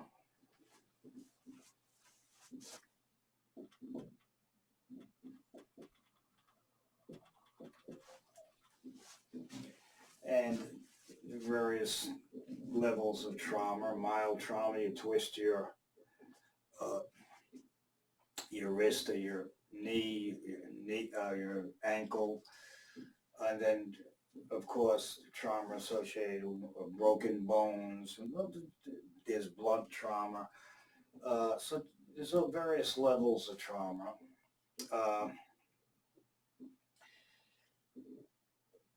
You have to, with trauma, remember that surgery is a controlled trauma. So when a patient is undergoing a surgical procedure, an invasion of the body, that is going to elicit a protective inflammatory response. Very often, some of the negative side effects or consequences of the surgical process, usually during the procedure or right at the beginning or during the procedure, can be the body's response by that patient to the traumatic process. So very often steps have to be taken to minimize all the protective responses and chemicals that are released during controlled trauma or surgery. Also, burns, chemicals, different types of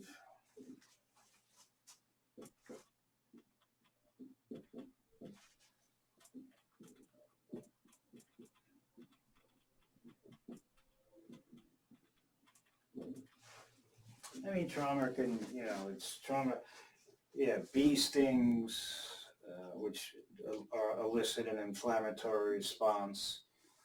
Any type of dog bite, that's trauma, cat bite, scratches, these are forms of trauma. And various, burns, whether it's flame burns, steam burns, they can be subdivided sometimes into chemical burns. Various types of chemical can damage tissues and elicit an inflammatory response. So these are some of the causes. There's other causes. I'll put number 6.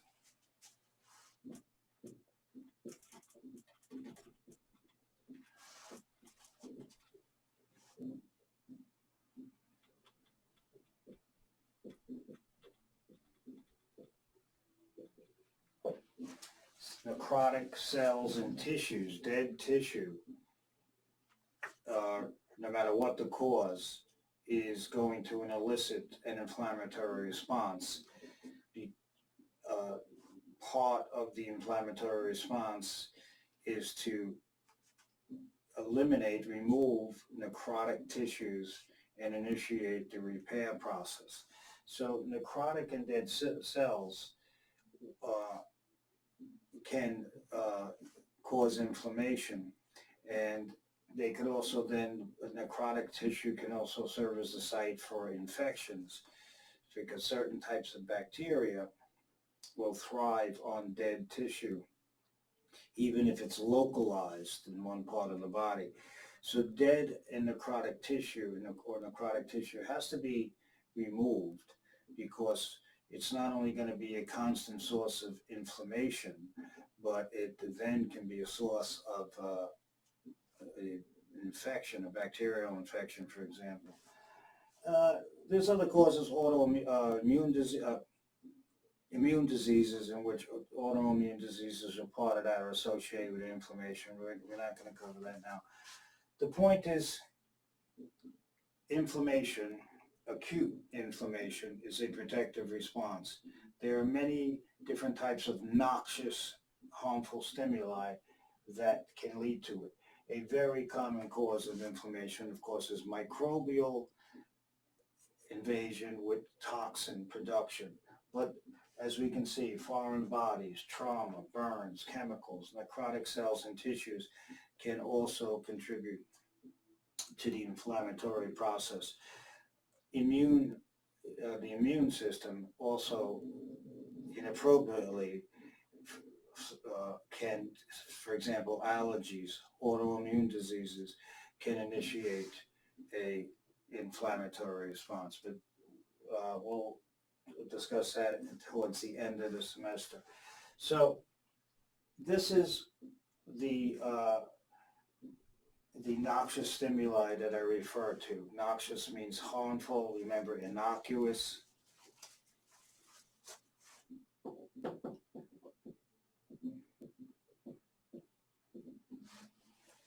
Innocuous means harmless. Noxious is harmful.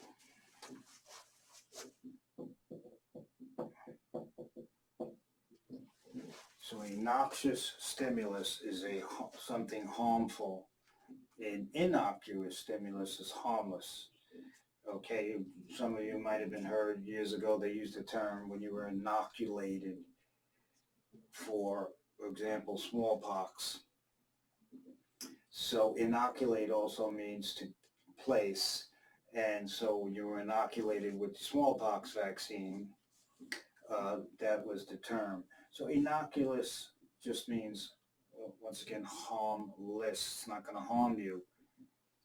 Noxious is harmful. So I listed some of the noxious stimuli that were not for the immediate or acute inflammatory response, can result in chronic damage and non-healing wounds that would slowly fester over time. So inflammation is important. All right, with that, I'm going to take a quick break and we'll resume. Okay, we're going to continue with the mechanisms, well, the three general ways bacteria, which is our current topic, how they cause disease.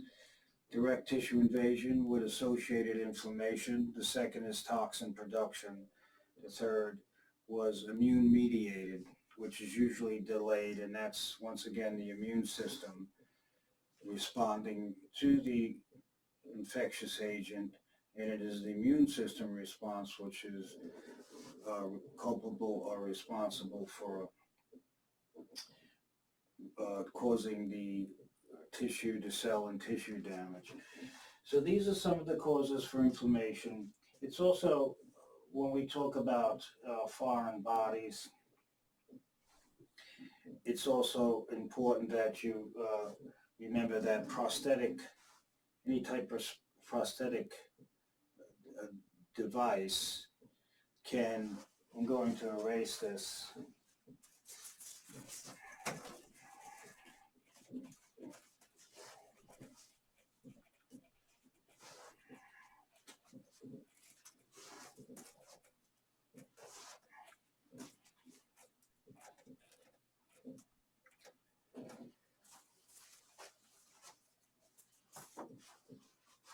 that any type of prosthetic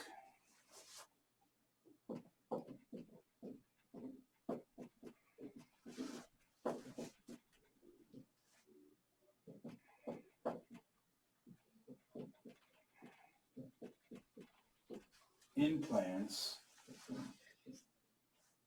which are not natural as far as their could be, they may be of a biological nature, such as the heart valves can be synthetic or biological material, but these are not, they did not originate in the body, they're placed in the body, they're thus exogenous sources. So, for example, orthopedic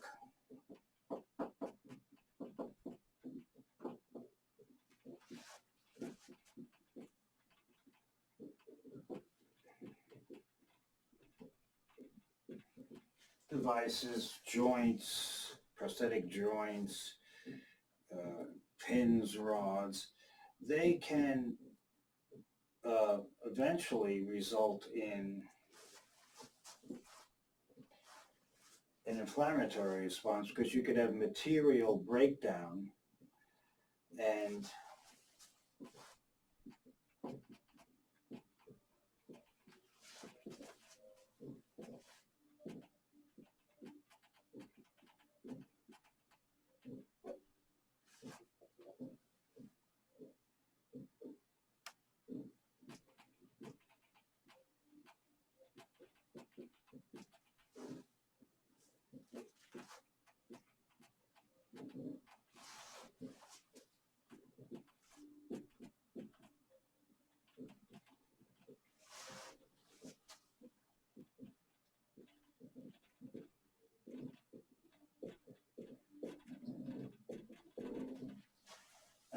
this is common, the placement of various orthopedic implants or devices, such as prosthetic hips, knees, ankles, all sorts of devices. The use of devices to reinforce, to realign and then reinforce and then foster bone healing. These are, medicine has taken tremendous strides in these various types of orthopedic procedures and treatments. But one of the things that can happen when you place a prosthetic device, which is foreign to the body, that device, usually materials, first of all, you start out with materials that will have less of a capacity to cause an inflammatory response. It's, by nature of its very nature, is foreign to the body. So you start out with certain types of alloys and different types of materials that have less or cause less of an inflammatory response. But when these materials start to decay or break down slightly, and it's very often not appreciated on x-rays and CAT scans. So, but you do have the then accumulation of debris from the material, which then can cause an inflammatory response. Once the inflammatory response is set into motion, then this can eventually result in lack of osseointegration, meaning the material doesn't coalesce with the surrounding bone, and you can have then implant failure and also breakdown of the bone in that immediate area of the implant. So, pardon me, inflammation is doing its job. It's responding to a foreign substance, but in this case, it's becoming counterproductive to our original therapeutic goal. So we're going to move on.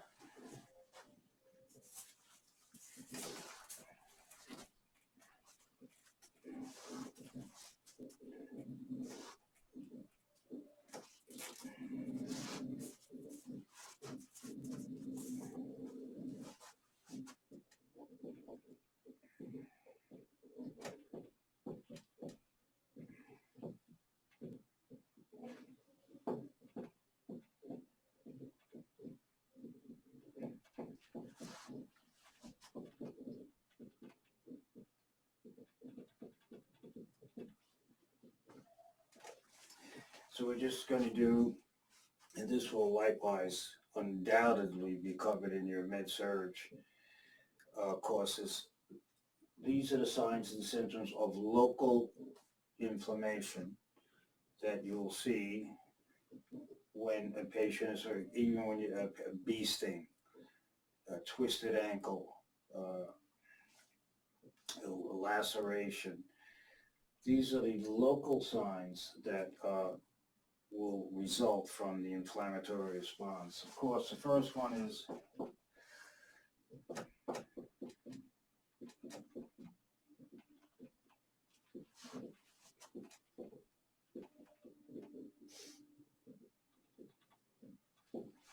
erythema, redness of the area that is inflamed.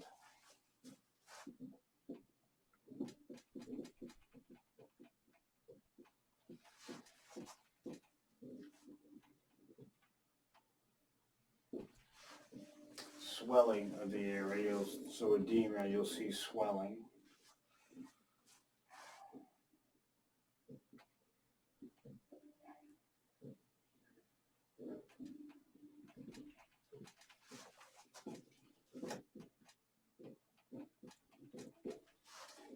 Calor is referring to calories are units of heat. Calor means heat.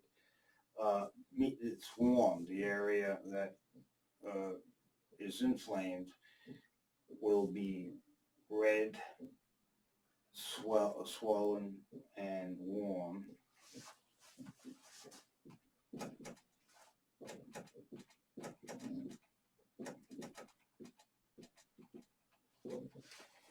Calor is pain, so you'll see erythema, redness, edema, swelling, calor, heat, and dolor, pain. And then that's number 4.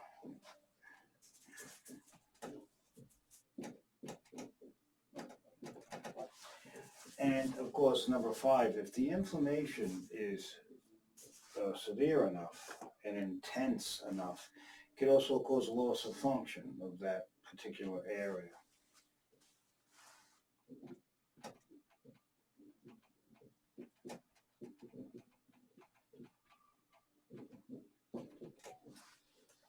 So it could be because of extreme pain. For example, if it's a tendon or a ligament, you don't want the area, you don't want to move that area, or you can go into reflex spasm where you can't move the area without tremendous pain. Severe swelling can limit motion in certain areas. So this loss of function of the body part that is inflamed is when inflammation is quite intense. So these are the 5 signs and symptoms of local inflammation. Redness, also known as erythema, swelling, the area becomes edematous, for example, it's the ankle. Heat gets very warm. Pain is usually always accompanies the inflammatory response, and if intense enough, loss of function. So we'll get back to the mechanisms of this, what actually is responsible for the redness and such at a later date. You can have patterns of inflammation, which we're going to do.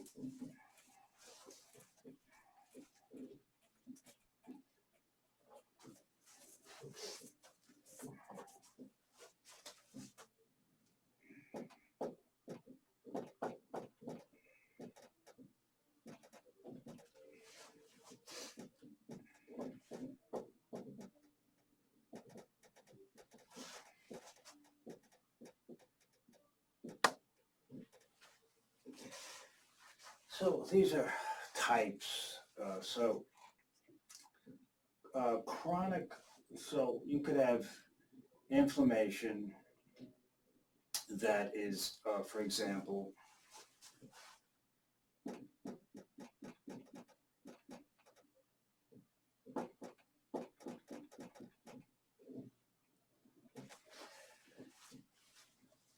with certain types of bacterial infections, you can develop inflammation of a pyogenic type.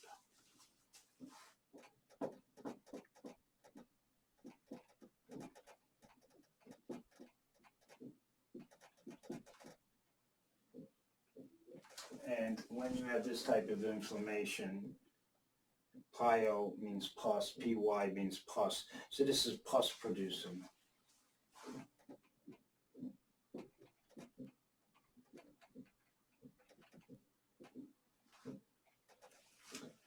And certain types of bacterial infections, example,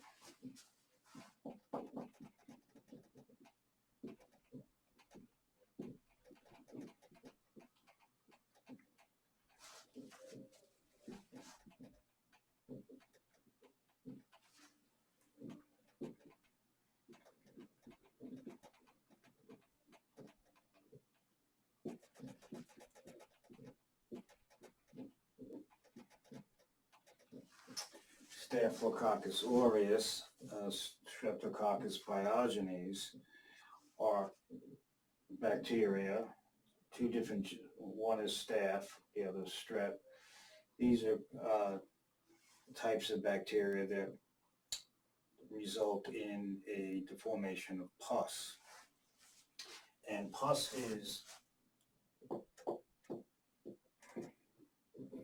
consists of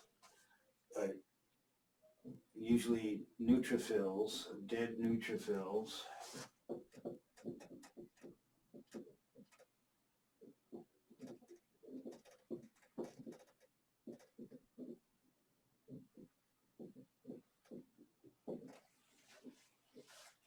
so can you have a live, usually neutrophils, once they leave the blood and enter the tissues to combat an infection, that's it for them. It's sort of like a form of suicide. They do what they have to do, but then they die. So pus consists of white blood cells, the predominant type of white blood cells in pyogenic infections, pus-producing infections, is the neutrophil.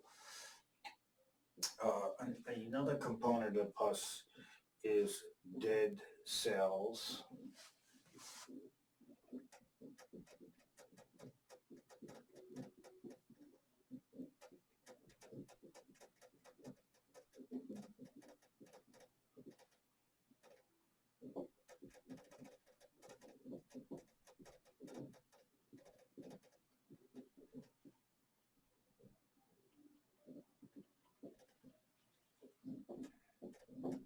So you have dead white blood cells.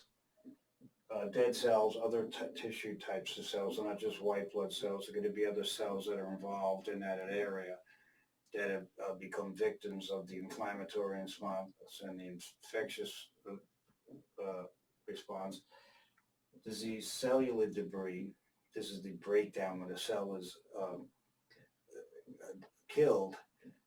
The components of the cell then can be released. So that's what I mean by fragments of cell membranes, the components, intracellular components, and you can have live and dead bacteria. So pus is very often collected for a culture and sensitivity. The term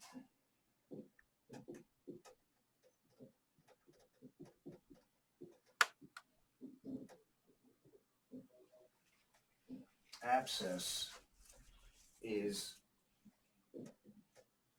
means a collection of pus. Usually, very often, abscess is a walled-off collection of pus.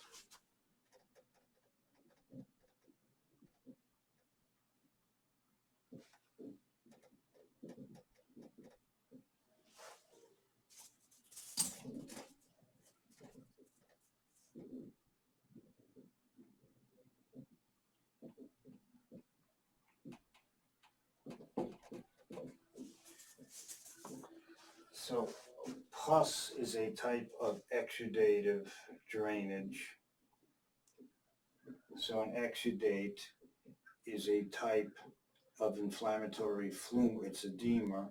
The edema has many, I'm not going to do the different types of edema right now, but pus is an example of a exudative type edema, where so you can have a transudative, exudative. We're going to do those. We're going to do edema at a different time in this course.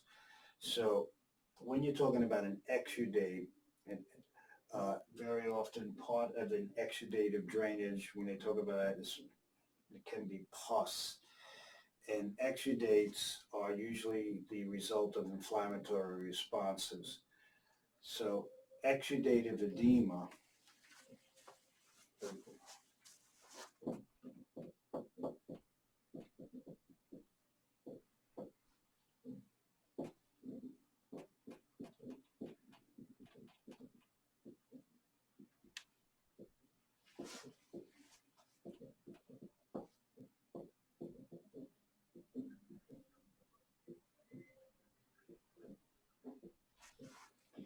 edema, which is an accumulation of swelling, it's an accumulation of fluid in the tissue spaces or the interstitial spaces, can be largely divided into two general types. Is it exudative or exudate in nature, or is it transudative edema, transudate?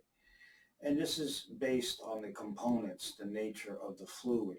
So we're not going to do the in detail now, but for example, exudative is usually the result of an inflammatory.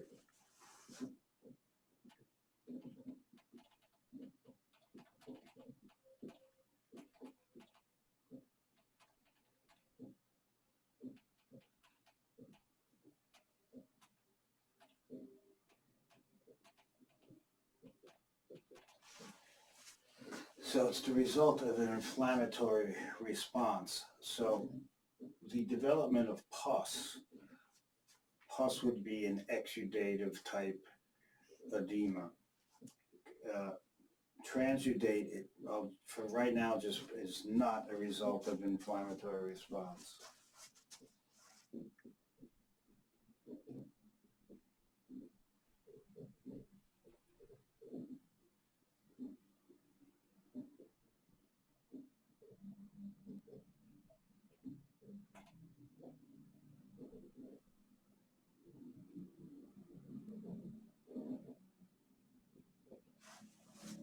And I'll differentiate between the two at another time. So when they talk about an exudative or exudate or exudative drainage, that means that type of drainage, that swelling that you see, no matter where it is associated with some sort of inflammatory response. So in that fluid, you're going to have lots of proteins, you're going to have white blood cells. In transudate, you're not going to have white blood cells, you're not going to have lots of protein. So there's a difference in the makeup, the composition of exudate versus transudate type of edema. So this is the one type of pattern of inflammation, pyogenic, where the result, one of the things you'll see is a pus, the formation of pus. The second, so we're going to erase this.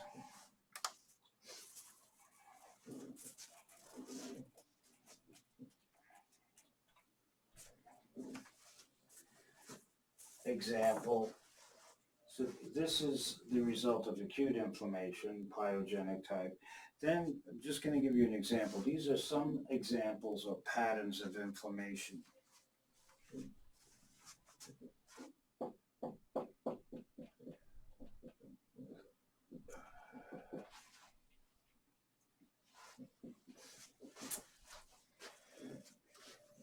Another example of a specific pattern of inflammation, so you could have a pyogenic, which is pus producing, and many bacteria can produce a pyogenic, in other words, they're going to result in production of pus.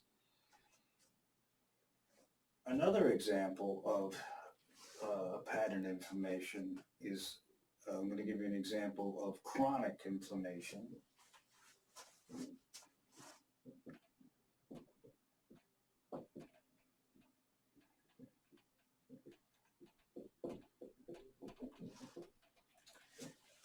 A granuloma is a term that's used to define a pattern of, it's a pattern of chronic inflammation.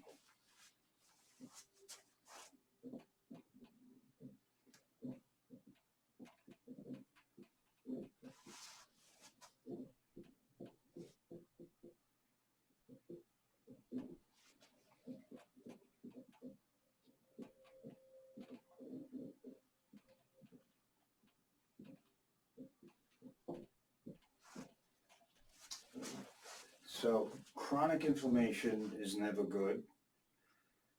Acute inflammation, as I said, resolves within a few days, or it will start to subside as the initial insult starts to decrease as you start to get better. A granuloma, chronic inflammation, and granuloma is an example of chronic inflammation, is never good. All right. So what happens with a granuloma? A granuloma is a result of the body attempting to, it can't completely eradicate the noxious stimulus, so it walls it off.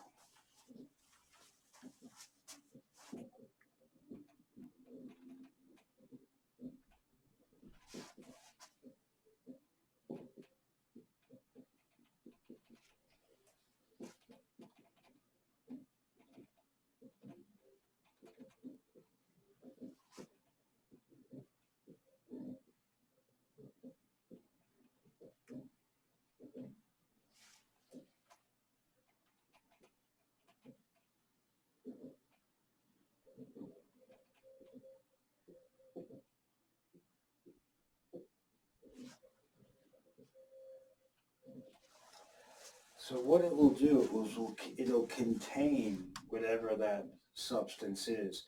Now we're going to refer to bacteria now, but you can have granulomas, foreign body granulomas. These are, so a granuloma, I'm going to erase this.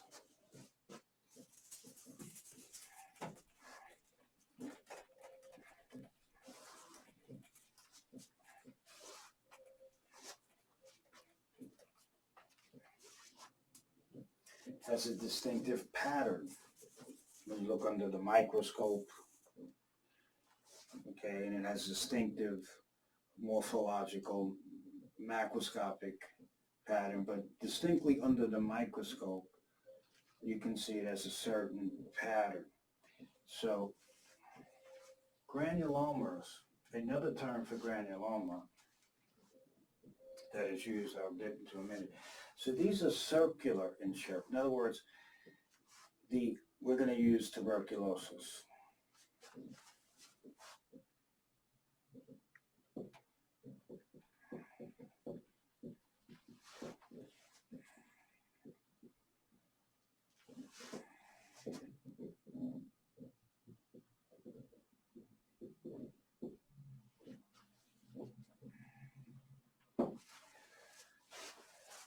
This is the organism that causes TB, tuberculosis.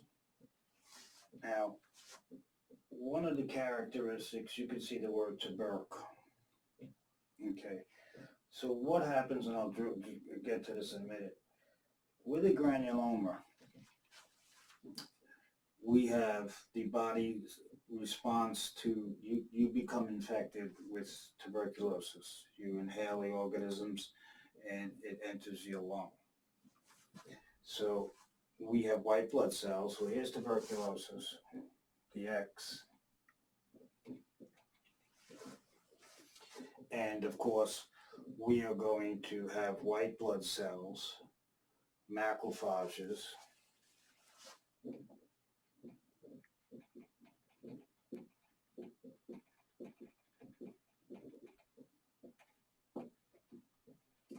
which is a type of white blood cell, is going to be most of the time, very successful in eradicating the bacteria, Mycobacterium tuberculosis.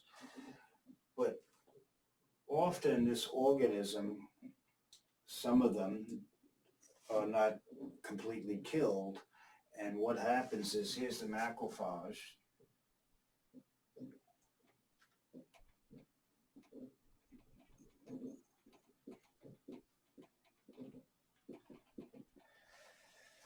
So the white blood cell is now, the white blood cell, the tuberculosis, this is TB. This is the organism, I shouldn't say TB.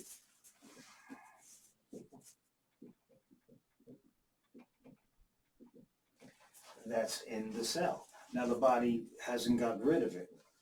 For some reason, this cell's not killing it. And we're not going to go into the reasons now, but this organism can survive within the cell. So the immune system doesn't completely get rid of tuberculosis at times. So what it does, it's living inside the white blood cell. So then the immune system doesn't talk to itself literally, but through an interaction of chemicals and chemical messaging, what's going to happen is it'll start to wall it off.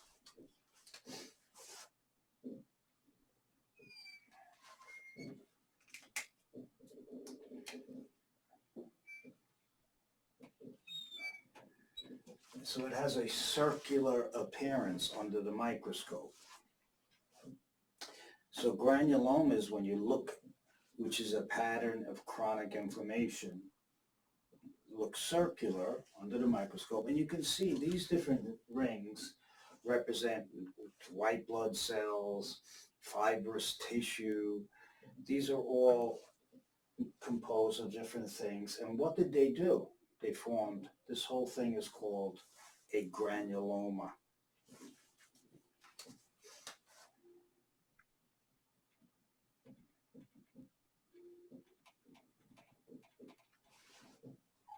And that a granuloma walls off or separates the bacteria, walls off the bacteria.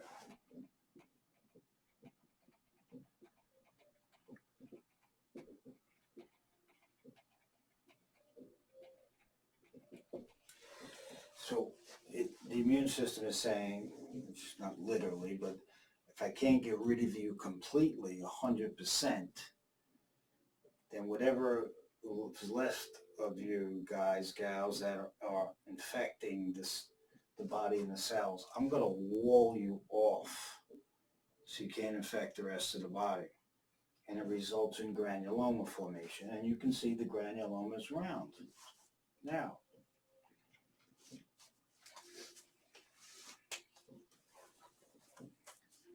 tuberculosis.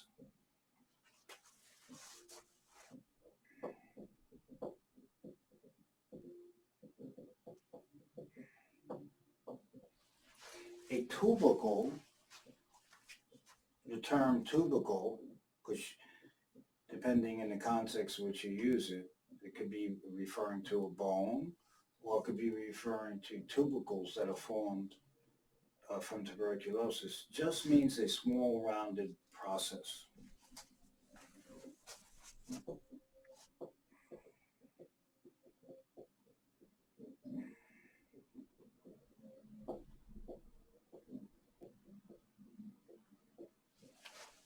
Well, it is. So if you're referring to, it could be referring to part of the brain, you could be referring to the part of a bone, or you could be referring to any other rounded-like object or process.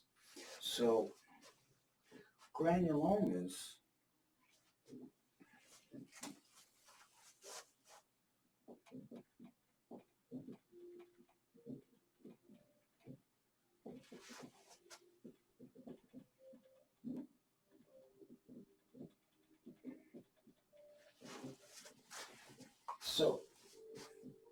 a tubercle, when they talk about tubercles, tuberculosis, this means the formation of granulomas.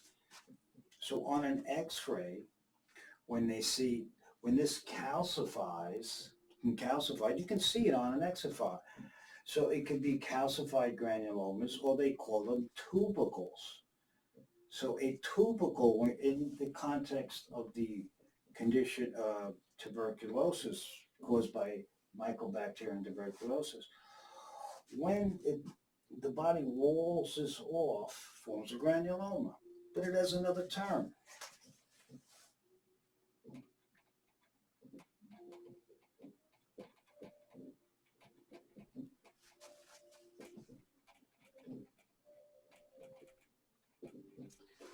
It's also known as a tubercle in the condition tuberculosis. So the condition tuberculosis, Mycobacterium tuberculosis, one of the things you see is multiple tubercles. For example, on a chest X-ray, once they calcify, you can see them beautifully they appear white. They're whitish all over the chest, depending on where that is in the chest, the lungs. So what are these tubercles? They're granulomas. So, but the condition is called they could have called it Mycobacterium granulomatous, but it's Mycobacterium tuberculosis. So a granuloma is an example of a chronic infection. In a chronic inflammation, in chronic inflammation, the body can't get rid of the noxious stimulus completely. So therefore it goes into a chronic inflammatory mode, which eventually is going to damage tissues. Chronic inflammation is never good. One example of chronic inflammation is a granuloma. It has a circular shape under the microscope, and the body says, all right, can't get rid of all of the organisms. The ones I can, I'm going to wall it off then. And it results in granuloma formation. When you have granulomas in the lungs associated with TB, they're also referred to as tubercles. So hence the name Mycobacterium tuberculosis. This is, osis means condition of multiple tubercles. What are tubercles? They are granulomas in the lungs. Okay, so it's a good example. You'll hear about this when we get to TB at the end. We'll do this again, but now since I covered it, we'll do it quickly when we do TB. Okay.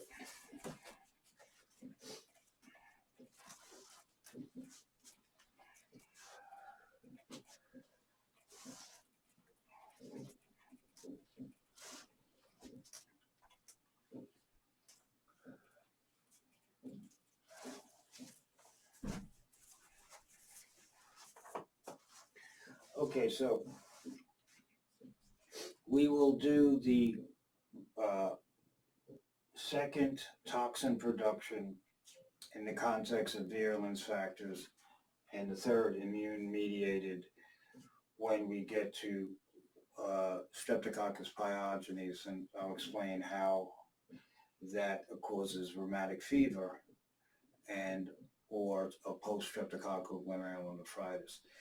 So I'm going to just give you some virulence factors. These are tools that some tools that bacteria use to cause an infection. And then when we get to the specific organism, which is this week, first being Streptococcus, I'll give you that organism's specific tools and the ways it can cause an infection in humans. So these are some virulence factors of bacteria.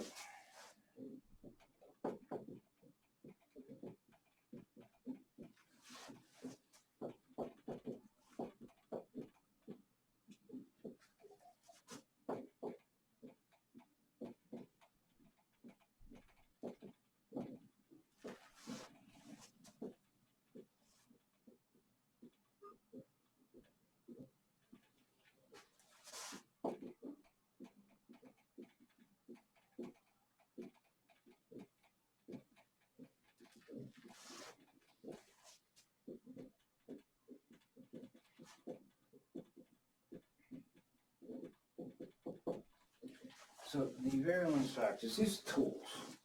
So when an organism has a lot or multiple virulence factors, that makes it easier for the organism to cause infectious disease.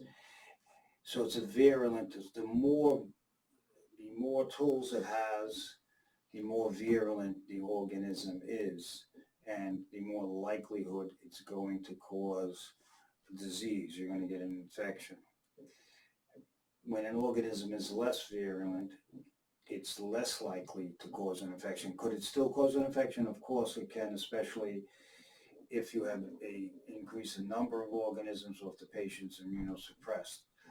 But virulence factors enhance, or tools enhance, the bacteria's ability to infect us. So these are some of them. I'm going to list them.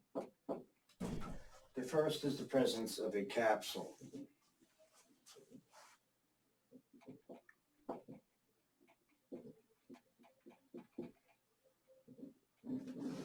Some bacteria have polysaccharide capsules, not all.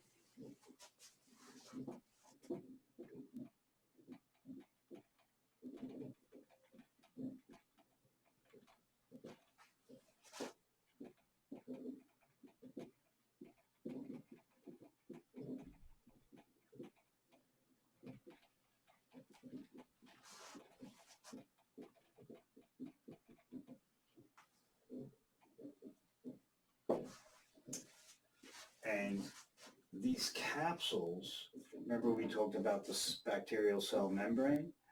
Then you have the peptidoglycan cell wall that's found in all bacteria except mycoplasma organisms.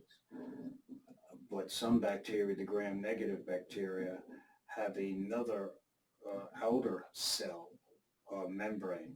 So you have the inner cell membrane, the peptidoglycan cell wall, and then the outer cell membrane, the gram-negative,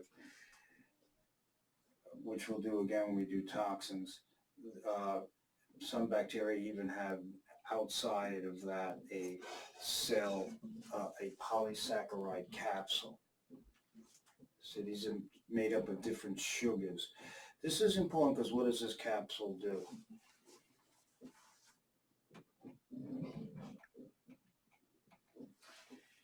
Number one, I'm not going to do all things, but it decreases phagocytosis by white blood cells, or resists.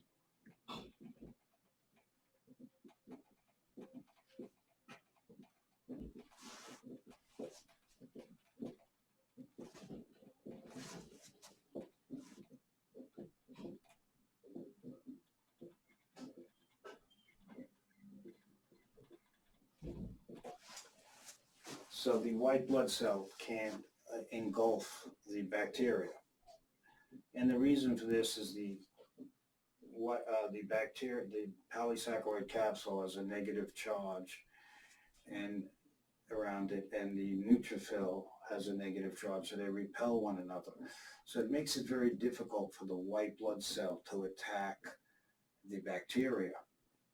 And phagocytosis, once again, is a prime method in which white blood cells kill bacteria. They actually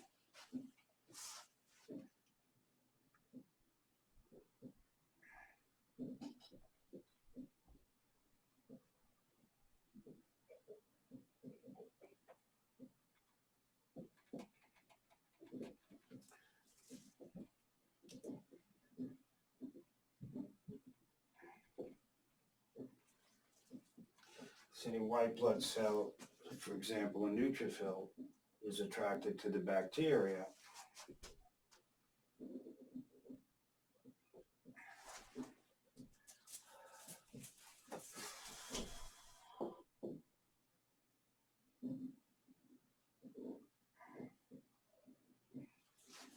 And it starts to engulf the bacteria, and then what happens?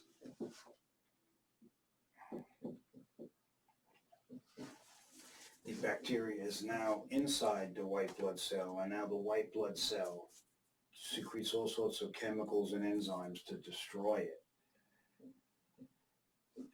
So that's called phagocytosis. And when a bacteria can resist phagocytosis, that means it increases its risk or its ability to cause an infection. So thank God the body has other ways to deal with that. But the capsule helps the bacteria survive because white blood cells, such as neutrophils, can't attach to it. And we can see what happens here. But just so you get the appreciation of, normally this is going to go to engulf that, but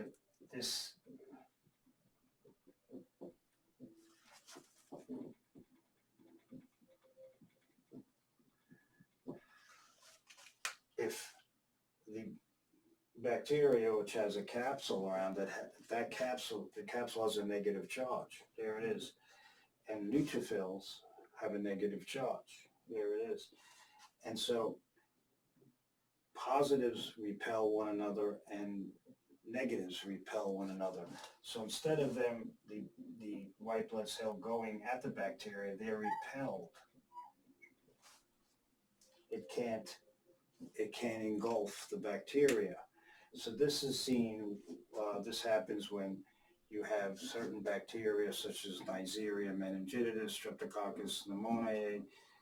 Various organisms have polysaccharide capsules.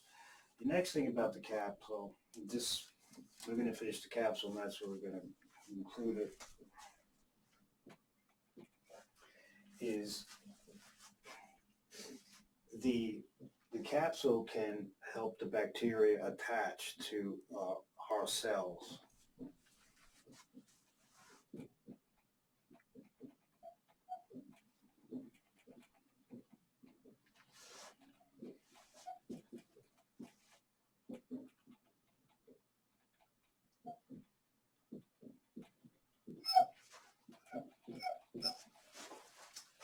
So for bacteria, we're not, and other organisms, viruses have to attach to our cells to get entry. To cause disease, one of the mechanisms, the cell actually has to attach to our cells. So the presence of a capsule helps with that attaching to the human cells. A third thing about a capsule that's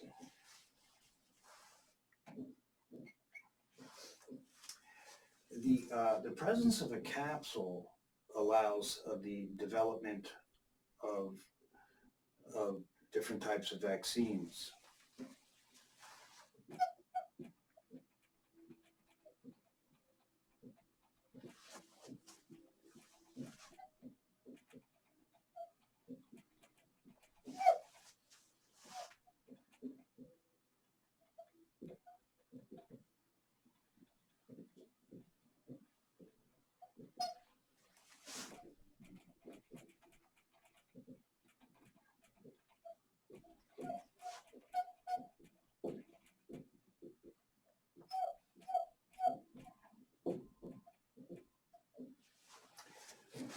So this is where we're going to end it today, and I'm going to pick it up right here at number 3. I'll explain in a general way why that's so. Then we'll go to the next couple of more virulence factors. We'll give you some example of toxins and some other virulence factors such as pili. Then we're ready for our first bacteria, Streptococcus, and then after that, Staphylococcus. So we had loads of technical problems today, but hopefully it'll be rectified. Any issues, of course, email me, and this will be forwarded to you also. Have a good weekend.